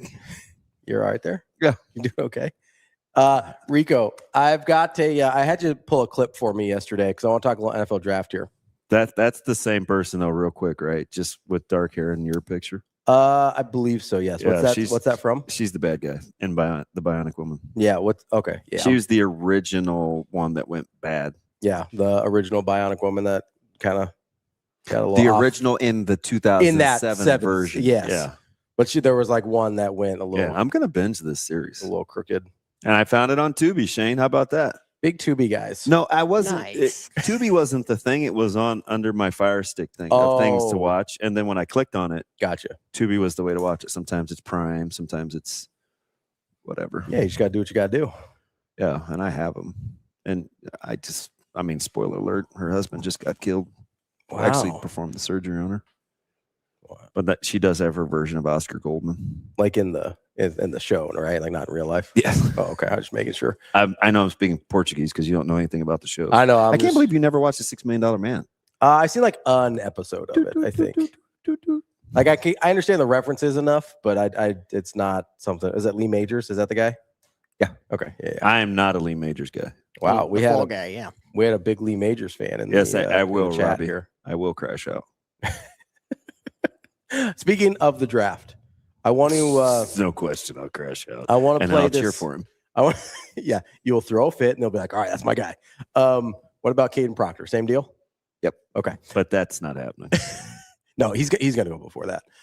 Let's play this clip. This is from the Rich Eisen show. I believe it was yesterday. Tom Pelissaro was talking about guys that he was asked the question about guys that may go before the common consensus. Rico, can you go ahead and play it? Impress people in the process. When he's meeting with coaches, he comes across, as one scout put it to me, as a beautiful mind in terms of his football IQ. He knows exactly what's going on the football field. I would not 100% rule out the idea of Carson Beck somehow finding his way into the bottom of round one. He's talking about Carson Beck there. Mm-hmm. He said most likely, he said he's going to go earlier than people think, because people are talking like round 4 or 5. He's gotten all the buzz. And now Tom Pelissaro thinks round 2, but he does think there's a chance he sneaks into the back end of round 1. He said a non-trivial chance in the full clip. It's like a 5-minute clip, so I had Rico cut it down for me. But I'm going to give you an out here if you'd like. We have the bet on Cole Payton, correct? Yeah. The bet is in the second round. Mm-hmm. The projections have not gone the way you would want. Yep. If that comes to pass, I will give you an out that I will give you a straight up Carson Beck gets drafted before Cole Payton. No. Okay. Because I'm pretty confident he's not getting drafted in the second round at this point. Cole Payton. Beck before Payton. I think there's a better chance. Yeah. I think there's a better chance I for think you. You're going to win both. Okay. But it is a better chance. So I'll let you pick which one you want. I'll take the Beck before. Okay. Yeah. So still $20, still the same stakes. Yeah. I wanted to give you. And I'm at 60, right? Yep. So I wanted to give you an opportunity because it's still advantageous. It is advantageous for me, but it's a better chance. Yeah, it's a better chance. You probably went from like a 5 to a 15, maybe. It's fine. % chance. So yeah, it's I'm trying to help you. I'm nice sometimes, DD. No, you're not. Rico, what's that face? I'm just trying to figure out what my next one is going to be because we're going to go double or nothing. Well, I have to agree to it too. So I know, but it'll be good. You're gonna have to juice the odds for me a little bit. It's just gonna be straight up. It's a coin flip. Double or nothing isn't straight up. Straight up is usually like it's your $20. $40 after I lose this one. Well, technically it's your $40 still because I'm still down. I'm not holding it. Yeah. So it doesn't really matter. You haven't cashed in yet. Yeah, it doesn't matter. It only usually takes me a year to make good. Do you have it does usually take you about a year to I have to wait to cash see what it is. Or just wait for a really broke day. Do you have a Tom Pelissaro style hot take about the draft that you don't understand where people's heads are at, or that you're like, hey, this is happening. I don't think So people you know a appreciate guy that. that I like that I think is going to go really high, and everybody's going to be like, "Who is Hurst at wideout?" Like I'm looking at all these wide receivers, and I'm thinking, I get it. There's the Boston hot take, but I like Ted Because you don't Hurst. love Boston, right? Boston's fine. Okay. I think you have to use him correctly. I don't think every guy needs to have the most advantageous places to go or utilizations. But I'm just looking at a guy like Ted Hurst, and I'm thinking, I get it, Georgia State, but that's a guy that we're going to be reading about for a handful, 4 or 5 years, and it's going to be somebody's steal. I mean, I'm not saying Amon-Ra St. Brown because Sure. It's 4th round, I think, or 5th, maybe. Yeah, 4th or 5th. But Ted Hurst is really, really good. Yeah, that's a good one. He's a guy that if you are really dialed into draft talk like his name has come up. They're like, hey, this guy could be who's the there's a D3 guy also that people are a little enamored with, whose name is escaping. Wide receiver that was at was it the East West? Yes, I believe he was at. Was he the Lehigh? It wasn't Lehigh. It was worse than that, honestly. I kind of know who you're talking about. I can't remember his name right now, but he is a guy that I also Tyron Montgomery from John Carroll. Yeah. From John Carroll. Yeah. That's also a guy that I'm like, okay, people have been dialed in on him for a little while, so I'll be interested to see where he goes within the draft process. Is there a position group that you think is going to be overrepresented tonight based on how you feel about them overall?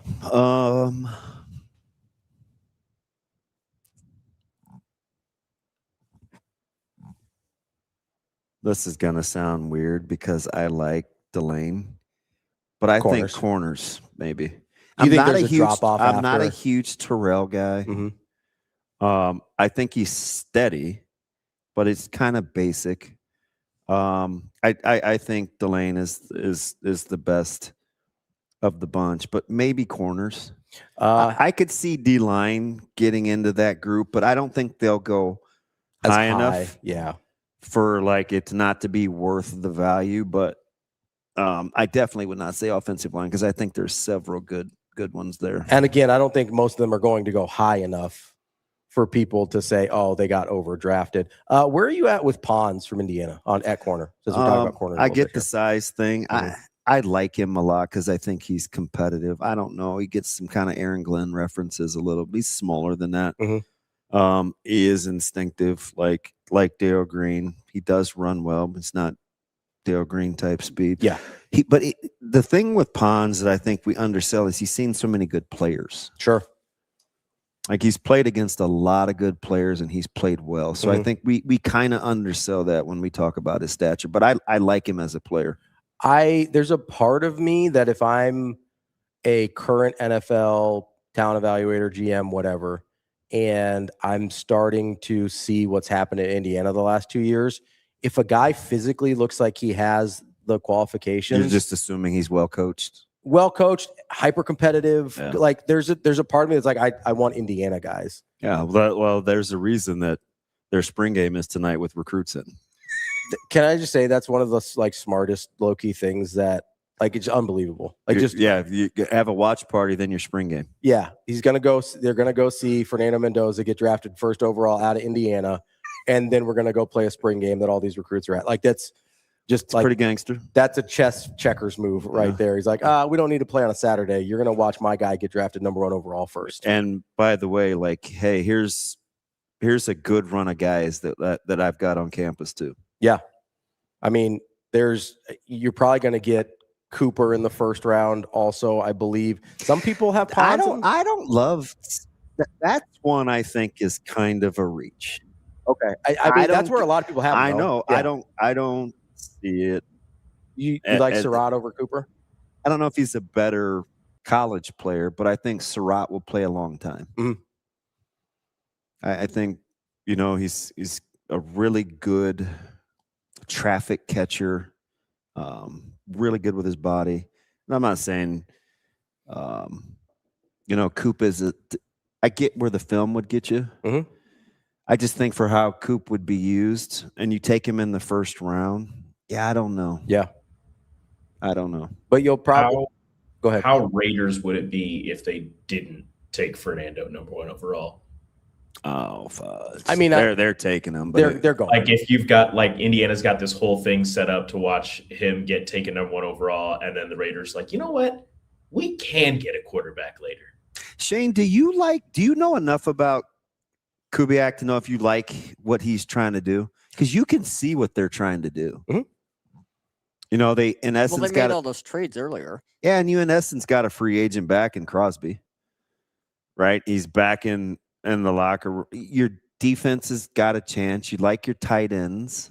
You think you can do the Kenneth Walker thing with Genty? I don't know. Because you're not as high on Genty as others. No, he's fine. Okay. People hate on Genty because he didn't rush for 1,000 yards, but that offensive line was so bad. They're bad. So bad. Like it was a bad football team. His yards before contact last year were negative. I know. Like actually negative. I'm not like that's crazy. So, but he looks like he's got a fantastic locker room. Well, and part of it too is I think the people that they're bringing in, the younger guys, the guys they're drafting, they're all starting to more gravitate towards playing for Brady than they are for like Davis.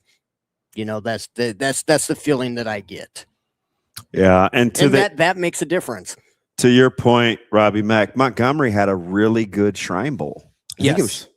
Yeah. He was really good. I couldn't remember if it was the Shrine Bowl or the Senior Bowl. But like he's been a guy that draft evaluators are really interested ISO'd him quite a bit, and he was winning. Yeah. I joked about it a couple of days during I got off of it because it had lost some steam, but I was like, hey, the 2 first name school. Yeah. Yeah. John Carroll. Yeah. With Montgomery, like he showed out, but I didn't know at that time how many people were actually watching because it was the first one and it kind of flies under the radar. No, it's not the East Sweat. It's, it was, I don't know. Montgomery's a good pull. That's one where I'm fascinated to see where he gets drafted, right? Yeah, because physically, I think people really like him. I'll give you a guy that I think is getting a little too much run. Okay. And I'll be curious to see because I think running backs are hard. Getting a little too hot there. Washington. For Arkansas? Yeah. Yeah. I mean, he tested way better than I think people thought. Yeah, because he was in the 4.3s, wasn't he? Yeah. Yeah, he was. And he's a big guy. Yeah. But it didn't really show on film. I don't think the tape reflects the testing times. So, and those are the guys that I worry about. Yeah. I worry less about guys where the testing... I say that knowing Delane ran as fast as he did, and he doesn't look super fat. Like I think going into Mansour's pro day, people probably wondered about his long speed. Yeah, they're probably like, "Hey, is he going to crack 4.5?" And he tested well. I worry way more about the guys that test better than their film than the guys that films better than their test. 100%. Right? Like, I'm always gonna I think I like it when the testing backs up the film. Go back to tape. But like at the end of the day, I'll take my chances, and that I think that's why I like Reuben Bain. That's a hill I may get ready to die on. I am like that. I'm pretty frustrated about the hand wringing over Bain. It's like I don't know how you take. I get the freaky measurables and stuff, but I don't know how you take Arvell Reese and I just know he whipped a lot of guys that are going to get drafted. Yeah, and I mean whipped. Yeah, like his film is incredible. He's mean spirited. He's pretty mature. He's hyper competitive. He plays hard. Like he'll figure it out. Yeah, like that's a guy where I'm like, give me the tape on Bain. Like I'm good. Like you're gonna have to match playing as hard as he does for the entire game. Yeah. I don't. There was I had seen a stat a while ago. I can try to find it again, but it's like 90% of Bain sacks have come against draft eligible players or something along those lines. Yeah. He whips good guys. And he seems to play really well. Him and Messidor both play really well in big games. That's why I'm out on the edge from is it Cassius Howell, A&M? Yes. Yeah. Just out. I mean, it's the same thing we had with the A&M old boy that got drafted by Cincinnati last year. Stewart? Oh, yeah. Or it's like, hey, can the film show me anything at all? We talked about that ad nauseum. Well, and then I had to defend him a little bit with the contract. Yeah, the Bengals verbiage. did the weird thing with the contract and try to make an example out of him. Didn't I have a stint where I was like group texting like his bad plays from TikTok? Yeah. And dude was just getting teacupped. Yeah. Just knocked right over. And I was like, maybe I don't know why they put the verbiage in there. I just don't like, if I am watching film, the best two edge rushers in this draft are both from Miami. Oh, with Mesidor? With Mesidor and Bain. If I'm purely film, I don't care about age, I don't care about injury history, I don't care about measurables. If I'm just watching film, those are the two best edge rushers in this draft. So I think it was, can't remember, was it Ron? Who just diced up the third down or the first round mock guy? Ryan Roberts. Oh, yeah. So I think this is going all the way back to the Ryan Roberts thing. Is like the only difference between Bain and Mesidor that I think he gave me, because this is right after the series, was age. Yeah. I said that's the only fundamentally the difference, because Mesidor's high end was better than Bain's, but Bain is just more consistent. Yeah. The motor on Bain. Somebody's going to get Mesidor late in the first round, and they're going to be thrilled. Pretty happy. I'll be honest, if he falls to the 49ers, I will do cartwheels. Yeah. I'll be thrilled, because I know they're looking for an end. A lot of the mocks have Yakis going to him in the second round, which is fine. But if I get Mesidor in the first round, I would absolutely take that. Dom, I hope though. Dom says look for Pickens to get traded. You don't want that guy. You do not want Pickens playing under the franchise tag. I said this for well, and they just said they're not going to through the season last year. You better sign that dude long term. You do not want him playing under the franchise tag. And I was hoping they got the deal done. Yes, but Steven said yesterday hasn't been in Dallas long enough. Not doing it. Yeah, that's not going to go well for anybody. You got to move off of him if you're not going to pay him. Like, that's not a guy mentally that is going to do well in that situation. With the right culture, for sure, Pickens is worth a one. Absolutely, he's 15 times better than any wide receiver that you're going to take in the first round. I was just going to say, there's no first rounder in this wide receiver draft. I'm cheering for him. He comes with his fair share of baggage, but he was good in Dallas. He deserves to get paid. Yeah, like he was really good this year. Yeah, and he was good in Pittsburgh too. And Dallas is always late on those deals. Even on guys that they end up keeping, they still disparage their value publicly. Well, look at all the stuff they said about Dak. Well, then they could have saved about $15 million on his deal. Yeah, if they did it right when they at should the right time. Yeah. That'll be interesting. That would be interesting, Dom. There's a little buzz that he's already disgruntled. It's just crazy that Steven said it yesterday. Maybe that's right. Maybe that's the we're open for business sign. Yep. Like, turn on the neon light. Yep. Put him on the trade market, because and Dallas is gonna. If you're a Dallas fan, I would be excited about the draft, because Dallas is, I think, going to be aggressive. Yeah, because where is Dallas? Dallas or Kansas City is going to be the first team, I think, that makes a trade move. So a lot of people have Kansas City making moves tonight. Well, they only have to go from 9 to. It depends on what they want. Yes, but I could see them moving up from 9. Yeah, because they already made the McDuffie trade, and so they're going to have some opportunities to do some interesting things there. But did they go edge or did they go O-line? The O-line was a debacle. It was, but if Bain's there at 9, you got to. They have a better chance. I think you have a better chance of fixing your O-line later in the draft, as we talked about earlier. Like, you're going to have good guys that are there tomorrow. What if the Rams traded 13 for pick? They'd be in the Super Bowl again. Honestly, that offense would be. They're looking for a wide receiver too. The Rams that offense would be unstoppable. How about them working on a Stafford extension, a 2-year extension? I get it; it's for the money on the books, but if you're thinking you're going to get him for at least another 2 years, you're in good shape. You're in real. They shape. Know more about him physically than we do. Sure, it's honestly, the only thing for me is how long does he want to do it? Did you see him at the Lakers game the other night? Mm-hmm. I like Stafford. I do. I love Stafford. I've liked him since he was at Georgia. I liked that team with him and Noshawn. Like I liked Stafford. Yeah, that was Shane, probably Severe and I's first on-air fight.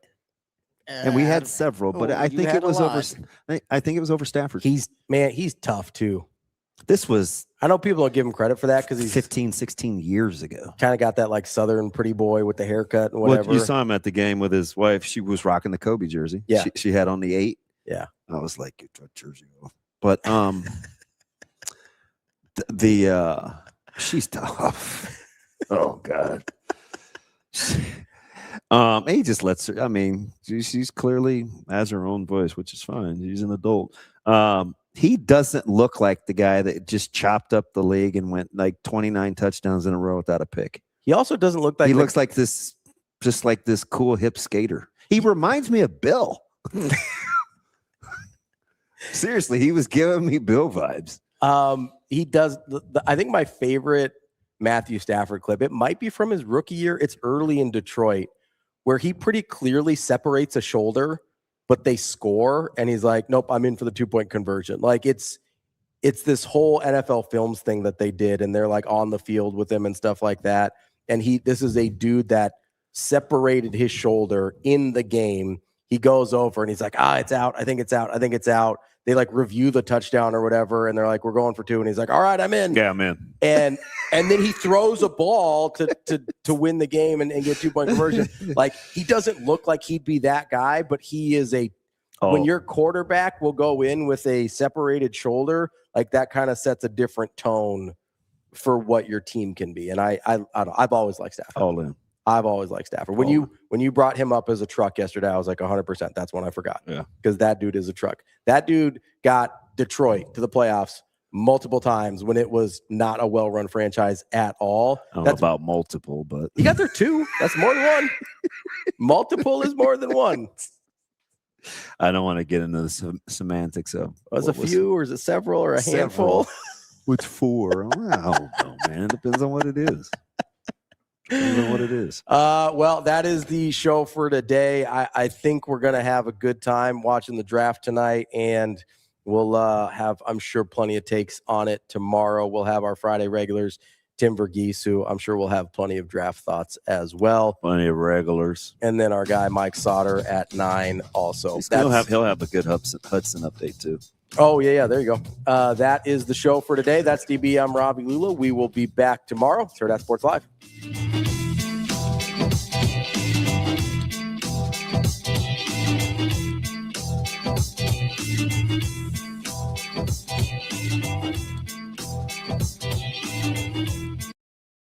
See you. Have a good day. Love you.